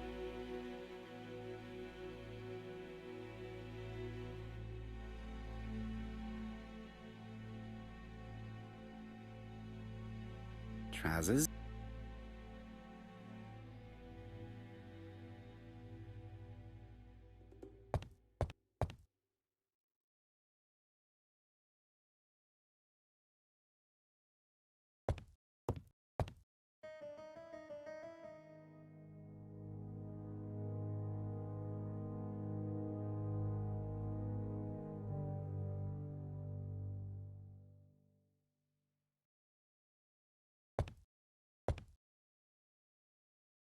It's an A. Cast is parsimonious. I've finished with this. Did Cast drop it when you're... John Milligan. Dear Sir, regarding the schedule of your... This letter is...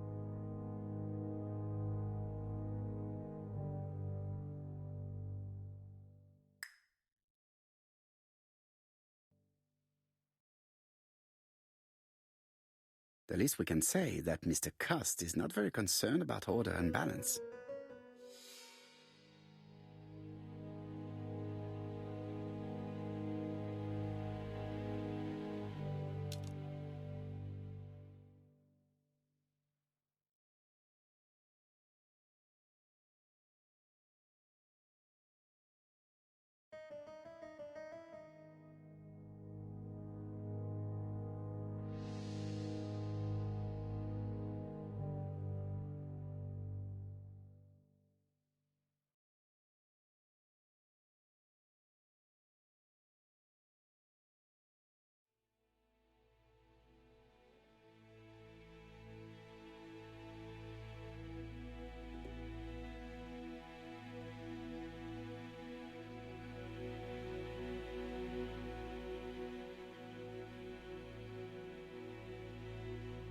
John Milligan.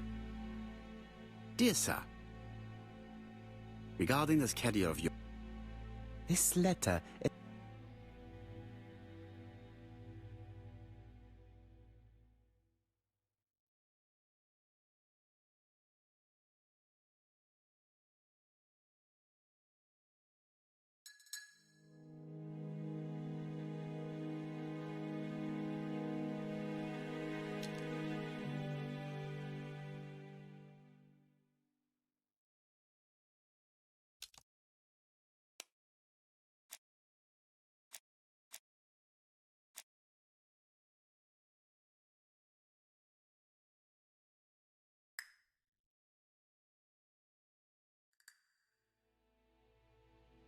The least we can say that Mr. Cust is not very concerned about order and balance.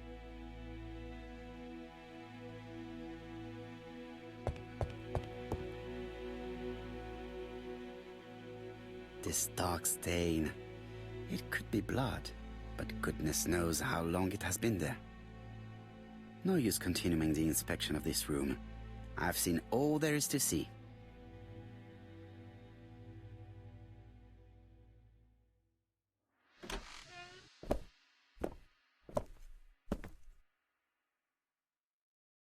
Goodbye, Mrs. Marbury. Thank you for your help. I look forward to seeing you again, Mr. Poirot. Ah, Chief Inspector.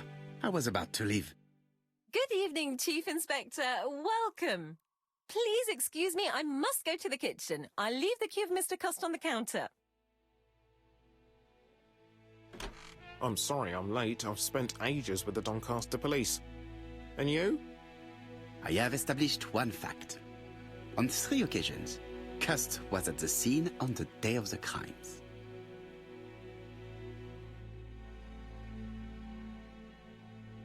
I had best talk to Jab. I've listened closely to what you have to say, Poirot. For me, there's no doubt Cust is guilty. Do you have any element that might prove the contrary?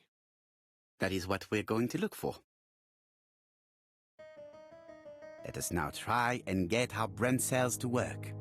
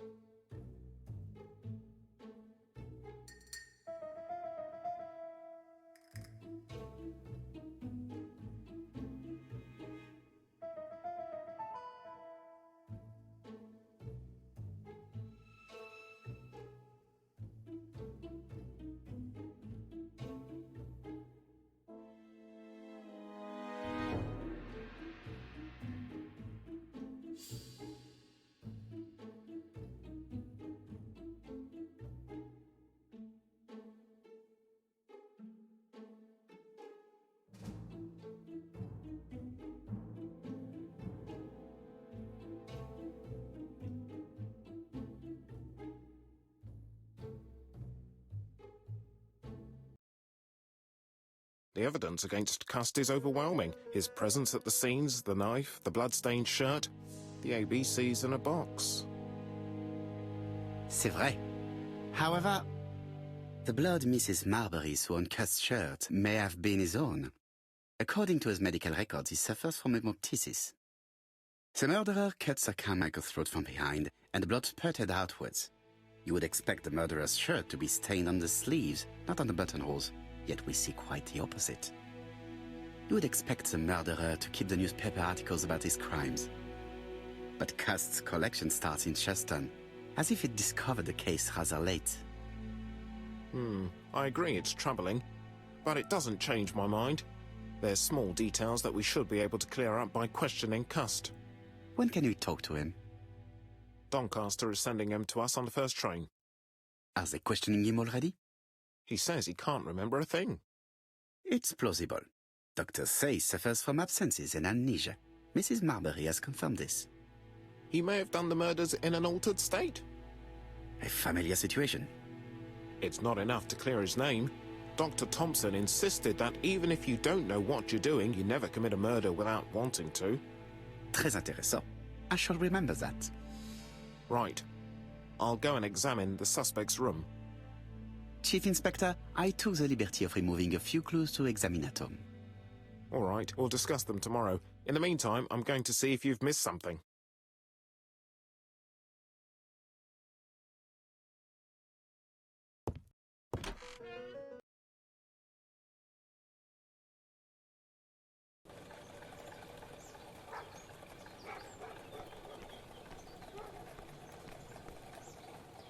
To Scotland Yard, please.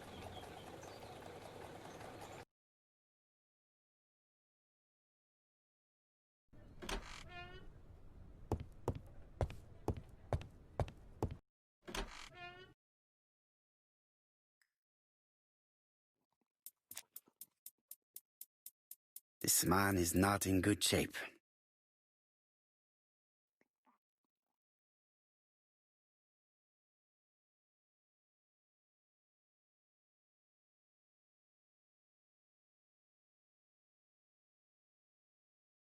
He is worried and very tired, and other police have been hard on him.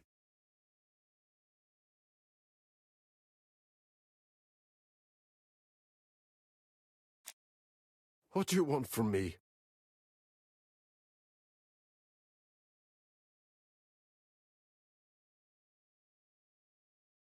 Are you Alexander Bonaparte Cust? So? You find my name ridiculous, is that it? Huh? I am Hercule Poirot, and I want nothing other than the truth. Ah, you're the detective.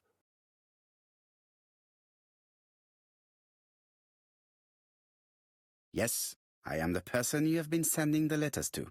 I didn't write these letters. I've already said so.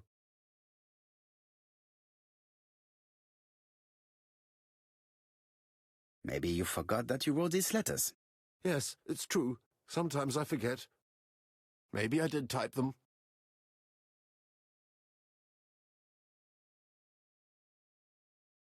Are you capable of murder, Mr. Cust?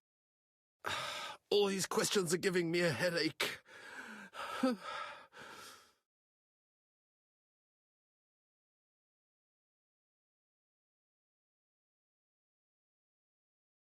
You suffered during the war.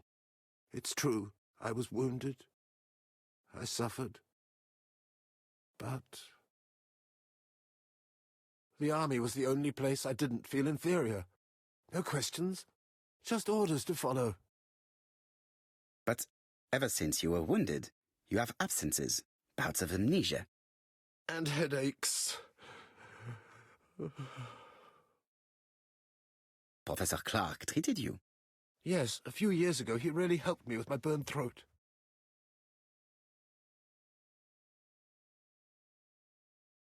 And to thank him, you murdered him? Stop talking about these murders.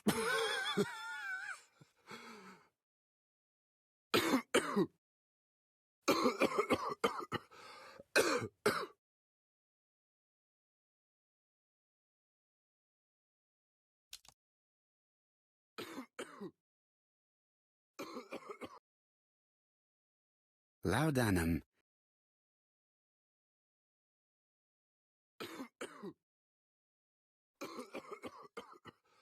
Take this. It will help you. Thank you.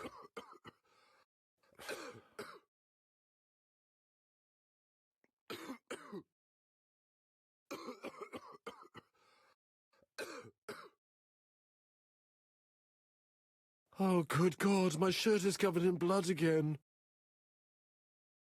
Bon. I now know where the bloodstains Mrs. Marbury saw came from. Are you well enough to speak? Yes, I feel much better.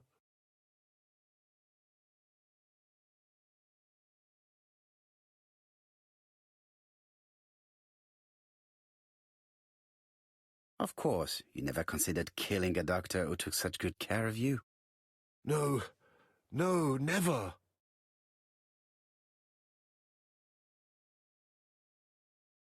Do you deny being at the scene of the crimes? So? There was no harm in being there. It was only for my work.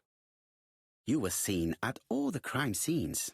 Yes, I was. I travel a lot, but not for pleasure. I am terribly unwell in trains. But I had to respect my engagements.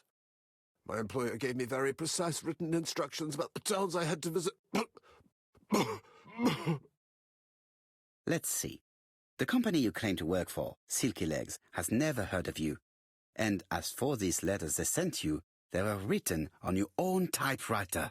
The company sent me the typewriter when I started working for them. Yes, but the letters were received afterwards.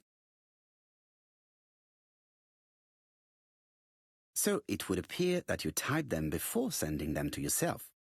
I don't remember. Good God! I don't know what's happening to me. My head hurts terribly.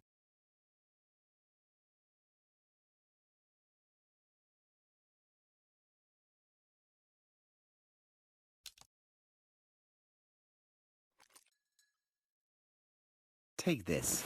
It will help you.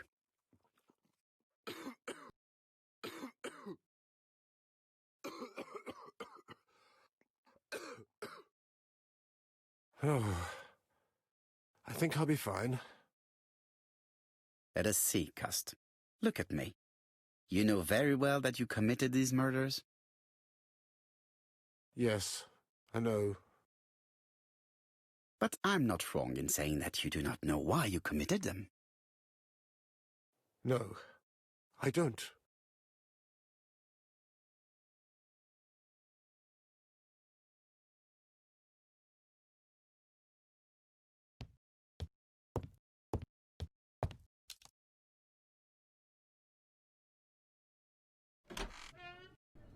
And what conclusions have you drawn? Plenty. It might help us to understand him a little better.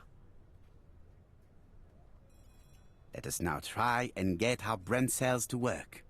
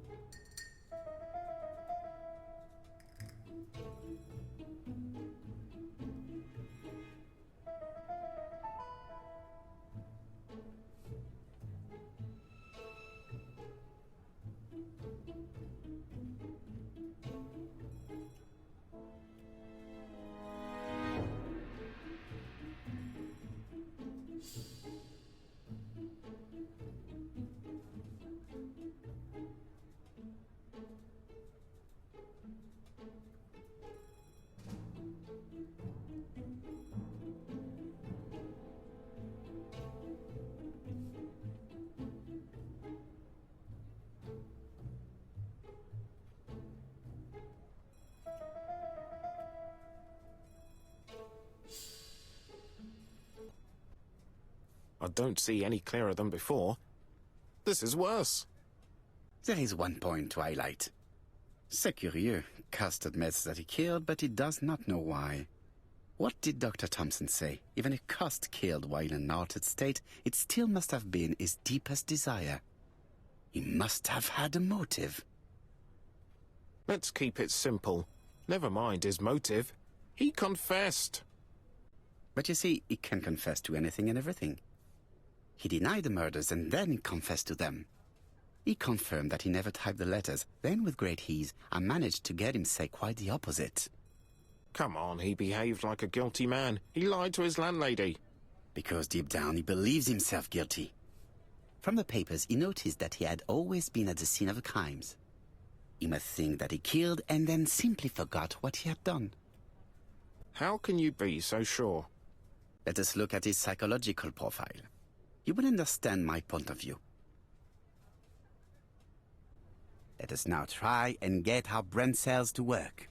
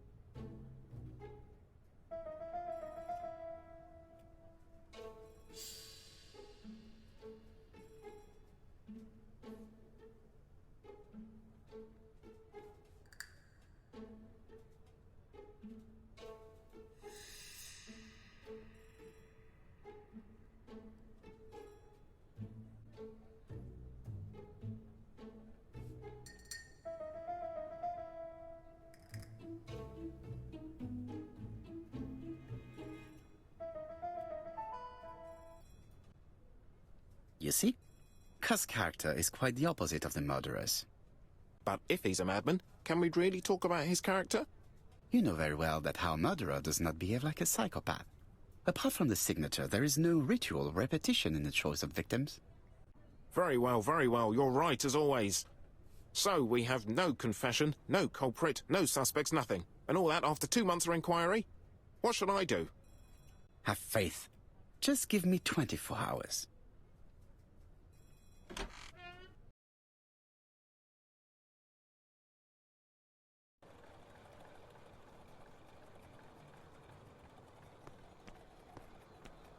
To White Haven, please.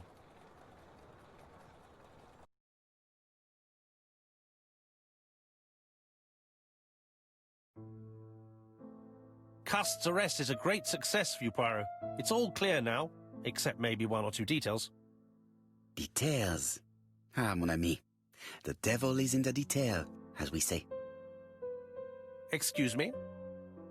Patience, Hastings. Everything will be clear once our guests arrive.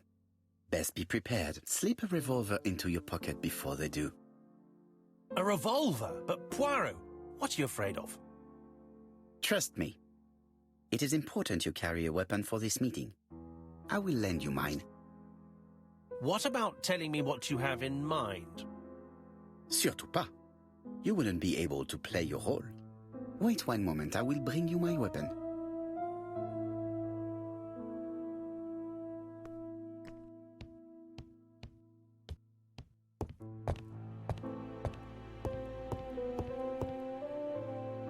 The white ammunition are blank cartridges. The others are real bullets. The revolver is loaded with real bullets. I still have time to choose blanks. The revolver is loaded with blanks. I still have time to choose real bullets.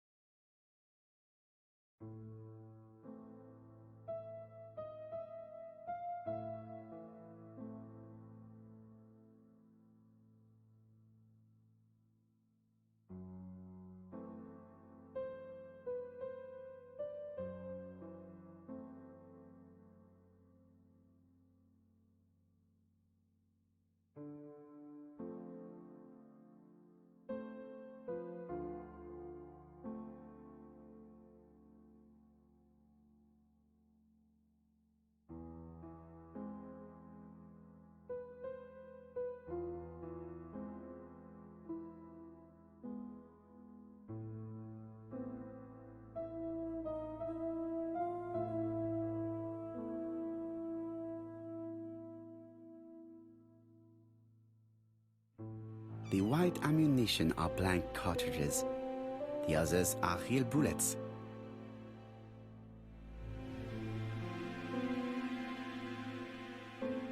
The revolver is loaded with blanks. I still have time to choose real bullets.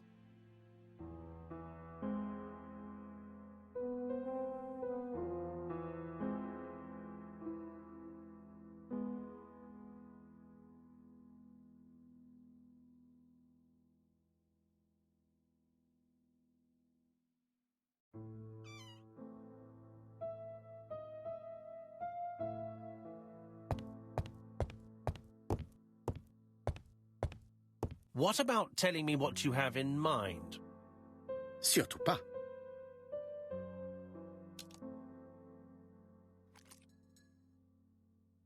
Voila, I entrust you with my weapon. It has hardly been used, it is almost new.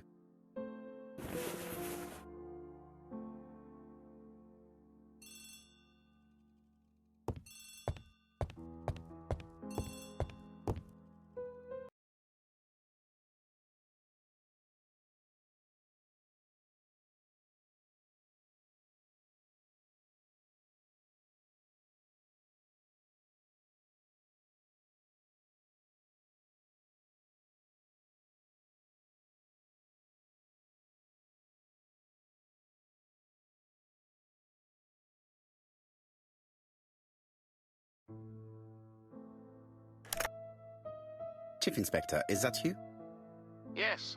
Sorry, but we haven't found anything. Have you checked the typewriter? And the packaging, the letter, and the ribbon reel. We've only found prints left by Cust and his landlady. Well, never mind, I shall make do. So, are you still going to hold your meeting? Of course, Chief Inspector. I can hear my guest coming up the stairs. Why have you brought us here, Mr. Poirot? Since Cust's arrest, I thought it was all done and dusted.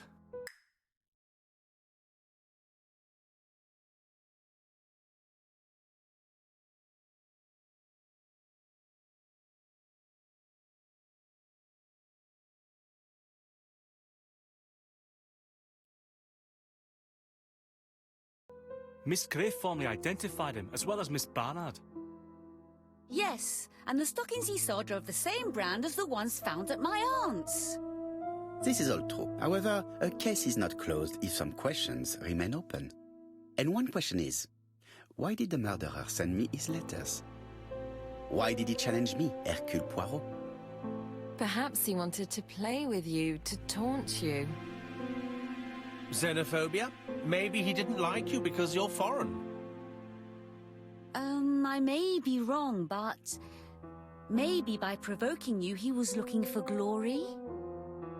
All these theories should be studied.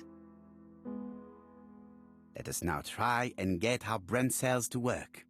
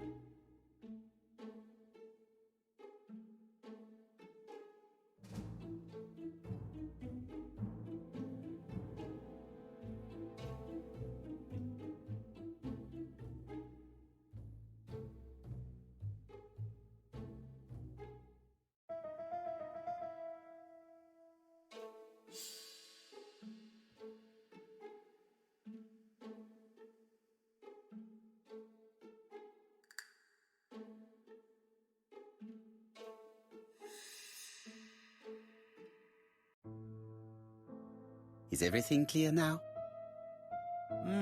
You might like to explain your reasoning again. Of course. First of all, remember that the murderer made it a rule to always post his letter before the murder. He never digressed from that rule. However, in Churston, he encountered a problem. The village has only 500 inhabitants. With advance warning, it would be easy to arrest him. Therefore, the murderer delayed his letters deliberately with the wrong address. The plan wouldn't have worked if he'd sent it to Scotland Yard or the papers because everybody knows their addresses. The mistake would have been corrected and the letter would have been on time. That is why the murderer chose me as the recipient. Because for his plan to succeed, it was necessary for at least one of the letters to have a wrong address and get lost. It was very cunning. Absolument. It is a very subtle plan. It matches the profile we have drawn up of him perfectly. That of an intelligent, daring and calculating murderer. But that's not how you describe Cust. You are quite right, mademoiselle.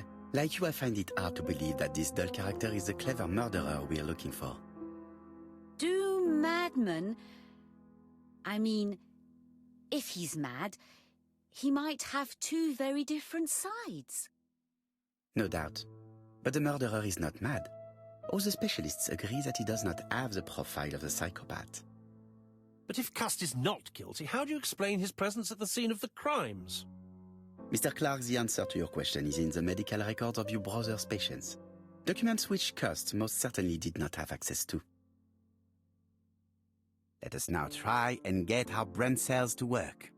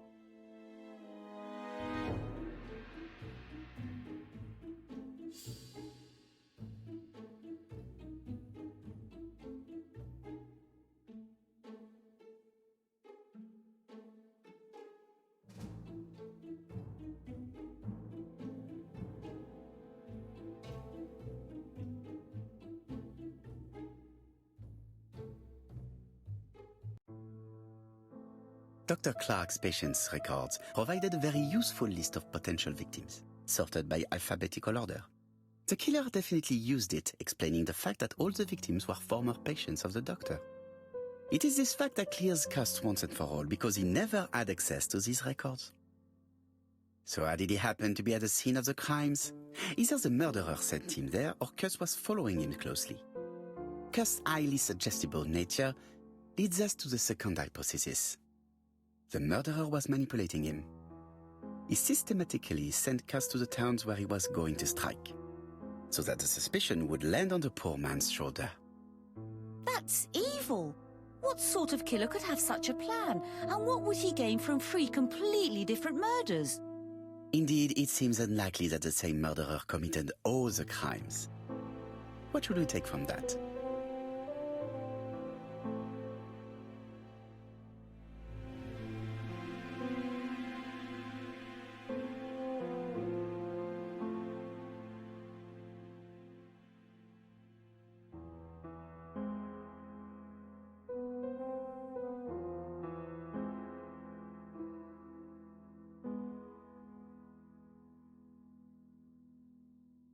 Just one murder was of benefit to the murderer, the others were just diversions. On reflection, there is only one conclusion. The murderer killed once out of interest, and twice to divert our attention. This reasoning points at 2 potential culprits. Franklin Clark. Donald Fraser? Yes, mademoiselle, that's good thinking. Mr. Fraser may have killed Betty out of jealousy. Mr. Clark may have killed his brother in order to inherit his large fortune. Both have a motive. But Donald did not have access to Dr. Clark's records. Please allow me to disagree with you, mademoiselle.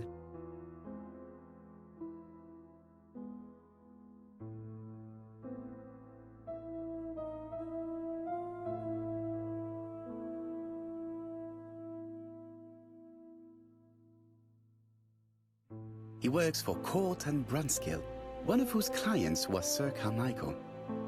It doesn't prove that I went to Comeside. You could have done it, and you may have used the opportunity to take a look at Sir Carmichael's records. You think I'm guilty? You or Mr. Franklin Clark? That's ridiculous. Both of you have a motive. The question is, which of you has the profile that most resembles the murderer? Let us now try and get our brain cells to work.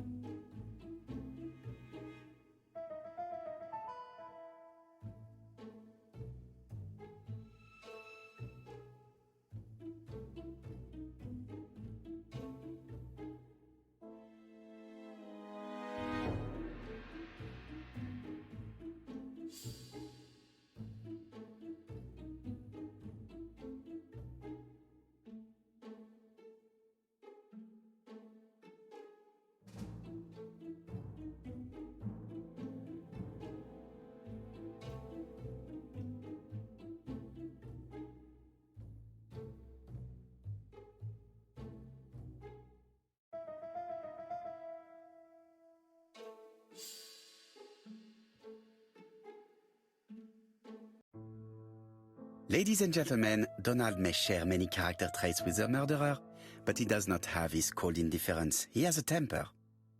It is hard to imagine him planning anything. Also, jealousy is his motive, and crimes of passion are rarely planned. Right, I suppose it's my turn to be subjected to the same scrutiny. Absolument, Mr. Clark.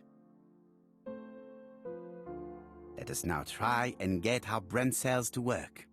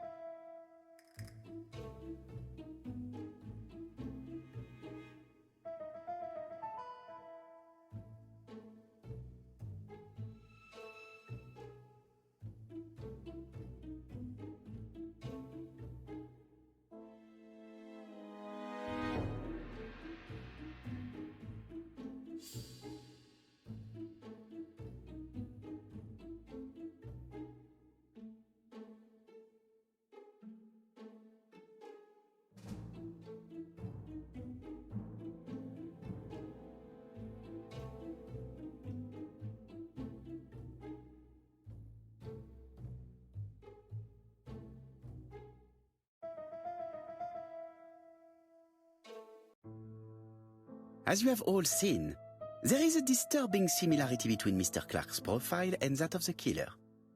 In actual fact, it is exactly the same. Mr. Poirot, your psychological studies are interesting, but your conclusions do not add up. Why would I have wished my brother's death? The inheritance is lawfully mine. I just have to wait. No, you had to act quickly.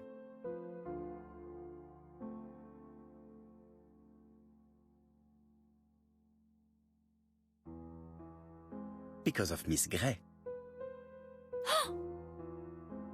Mademoiselle, although you haven't been telling the truth, there is no doubt in my mind that you would have found a way to marry Sir Carmichael after Lady Clark's death. For you, Mr. Clark, it was a disaster. If Miss Grey had children by your brother, you would not have inherited a thing. You realized the danger after reading several letters from Comside, especially one in which your brother opened his heart to you. So you hurried home from China, and you took action. In truth, Cust was no more than a puppet manipulated by the real culprit. You, Mr. Clark. Such an imagination, Mr. Poirot. In fact, nobody manipulated Cust. The famous instructions he received by post. He wrote them on the typewriter. We know that for sure. Oh no. You know perfectly well. That is not true. Eh bien voilà. Light has now been shed on the ABC murders. Your theories are ingenious, but you haven't any proof. One point to him. For the moment, I have no material proof. Either I admit to it, or I bluff.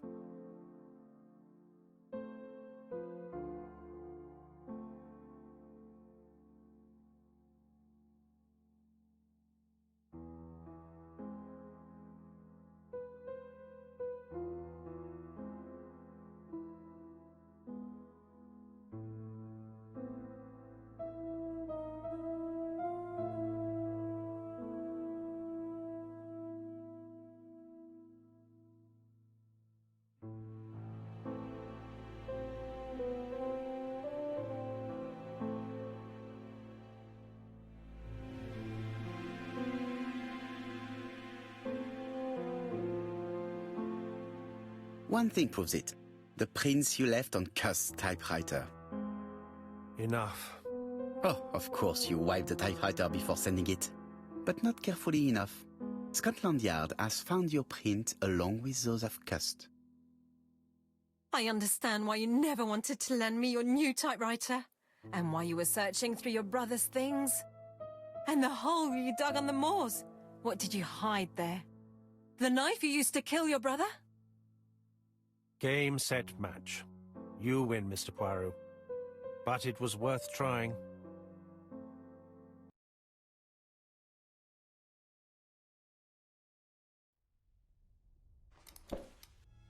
Don't come near me! I'll never let you take me, Mr. Poirot!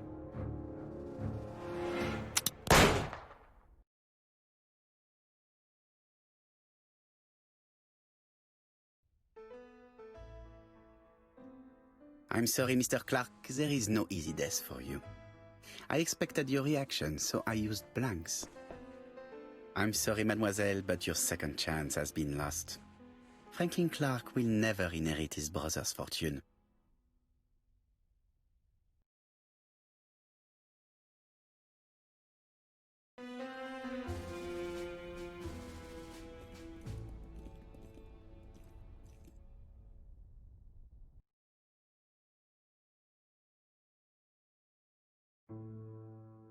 Disappointed at having missed the chance to become Lady Clark, Thora Grey left England.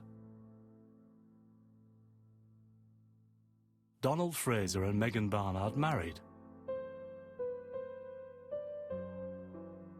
On Poirot's recommendation, Mary Drower started to work for Lady Clark. The elderly lady's condition suddenly took a turn for the better. And a few months later, to Dr. Logan's great surprise, she was back on her feet again. According to this eminent physician, it appears to be an extremely rare case of spontaneous remission. Lady Clark has enjoyed very good health ever since.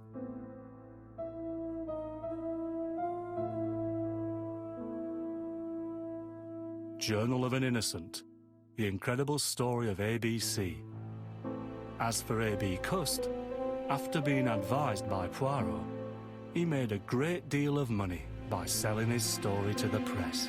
And as for me, and with business booming, the Black Swan has become the #1 tourist attraction in the whole of Yorkshire, even more popular than York Minster.